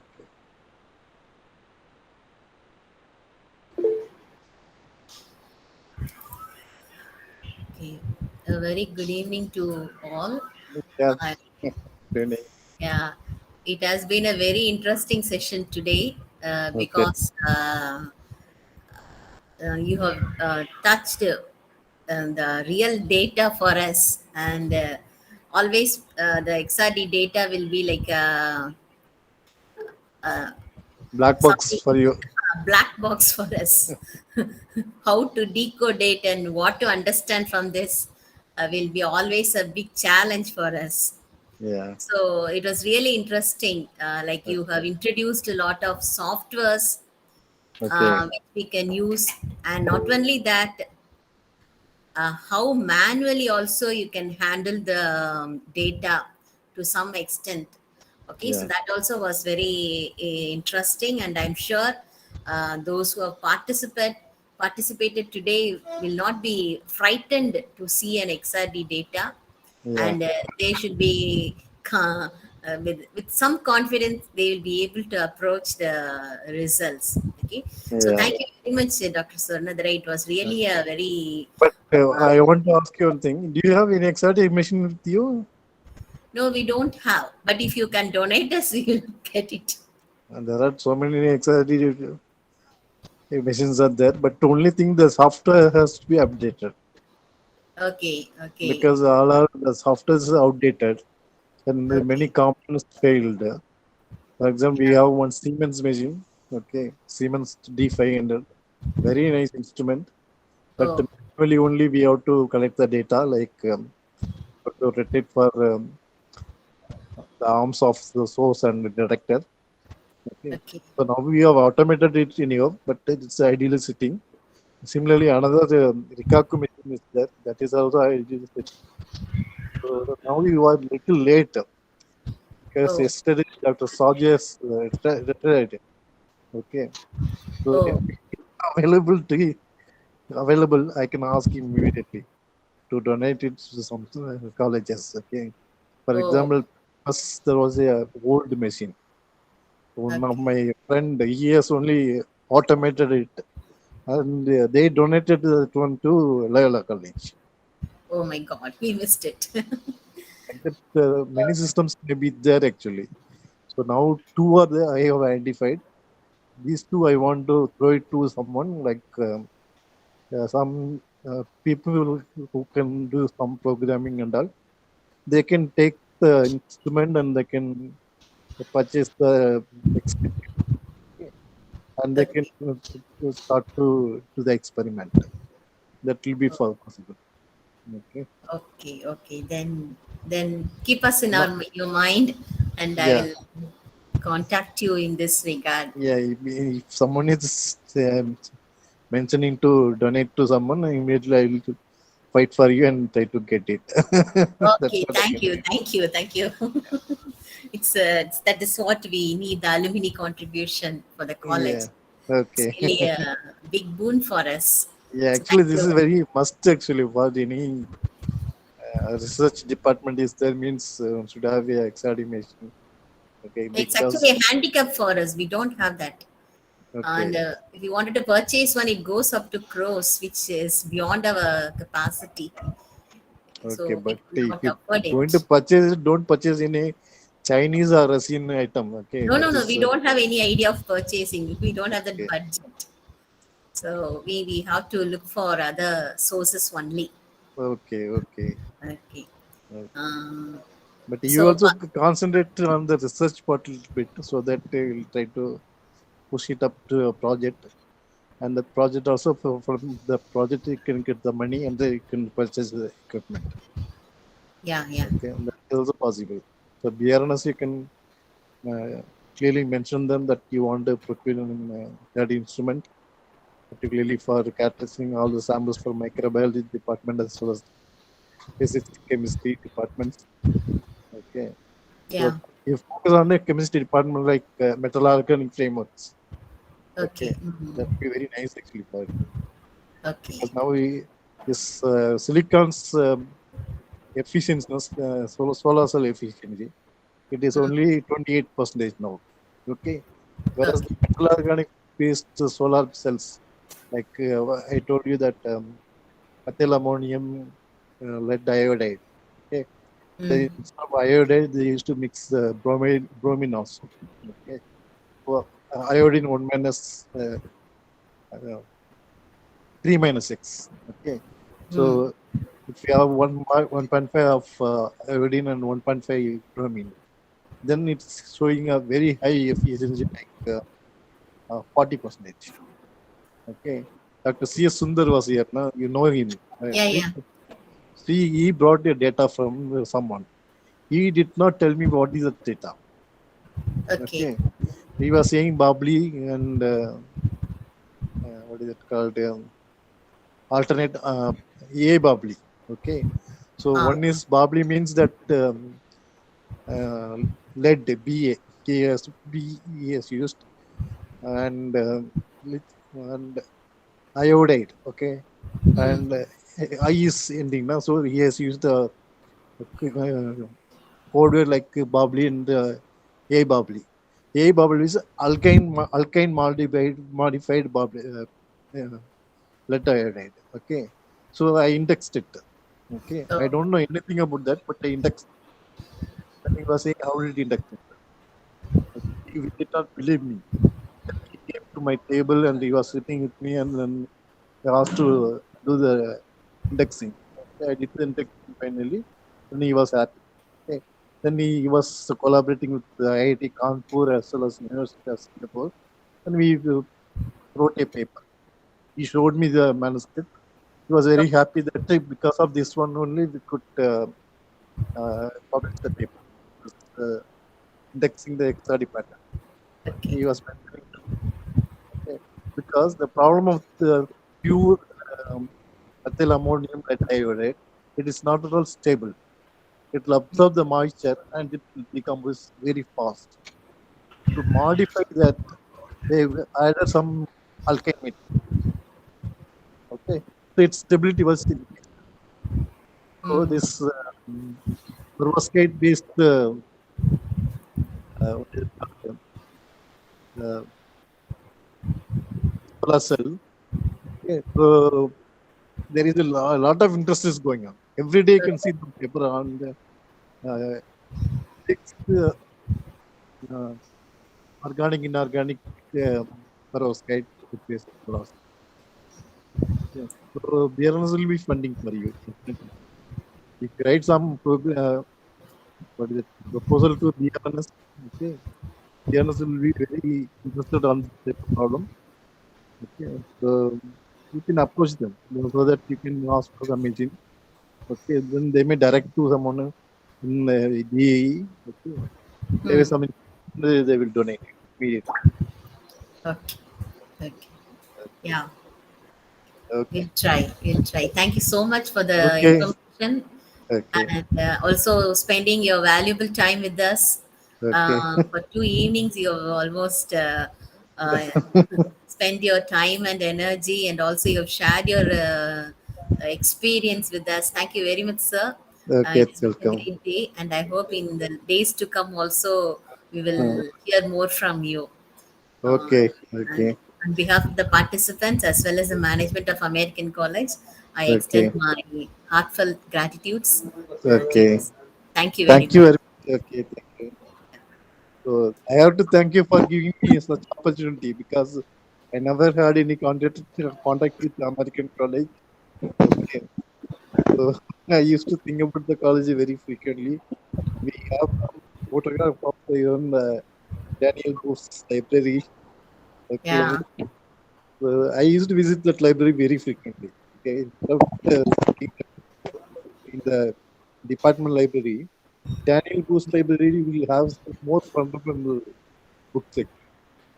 So these Uh, micro people are asked them to visit the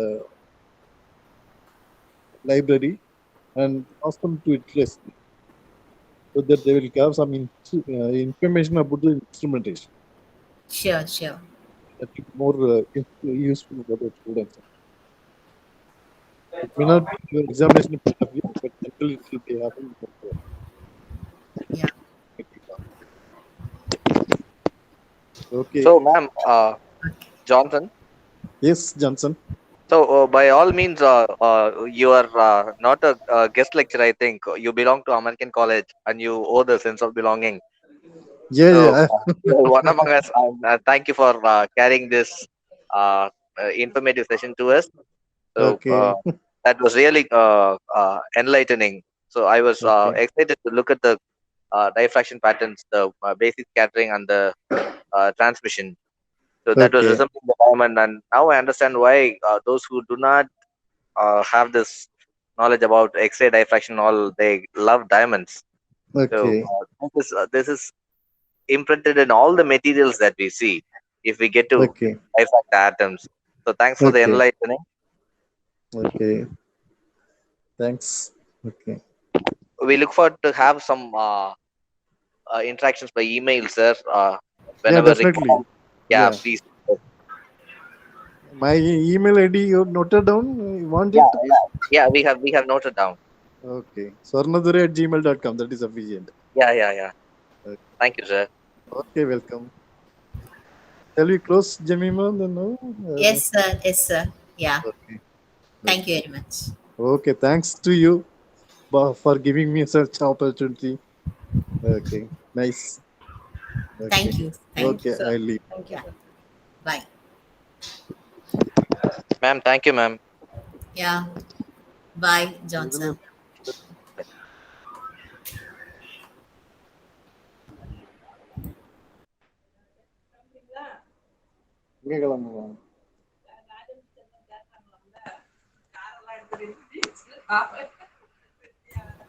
Jemima?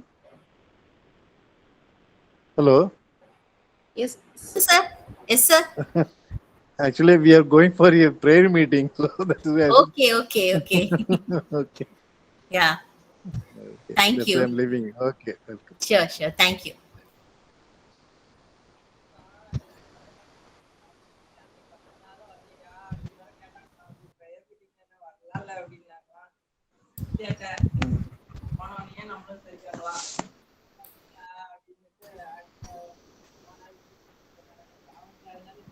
Jansi, you can remove the other participants, pa. We will Okay, talk ma'am. and then leave. Okay, ma'am. But it's not getting disconnected. Papa disconnected. Yeah, I will remove. Shall I remove, sir? Just in case. Thank you, sir. Thank you.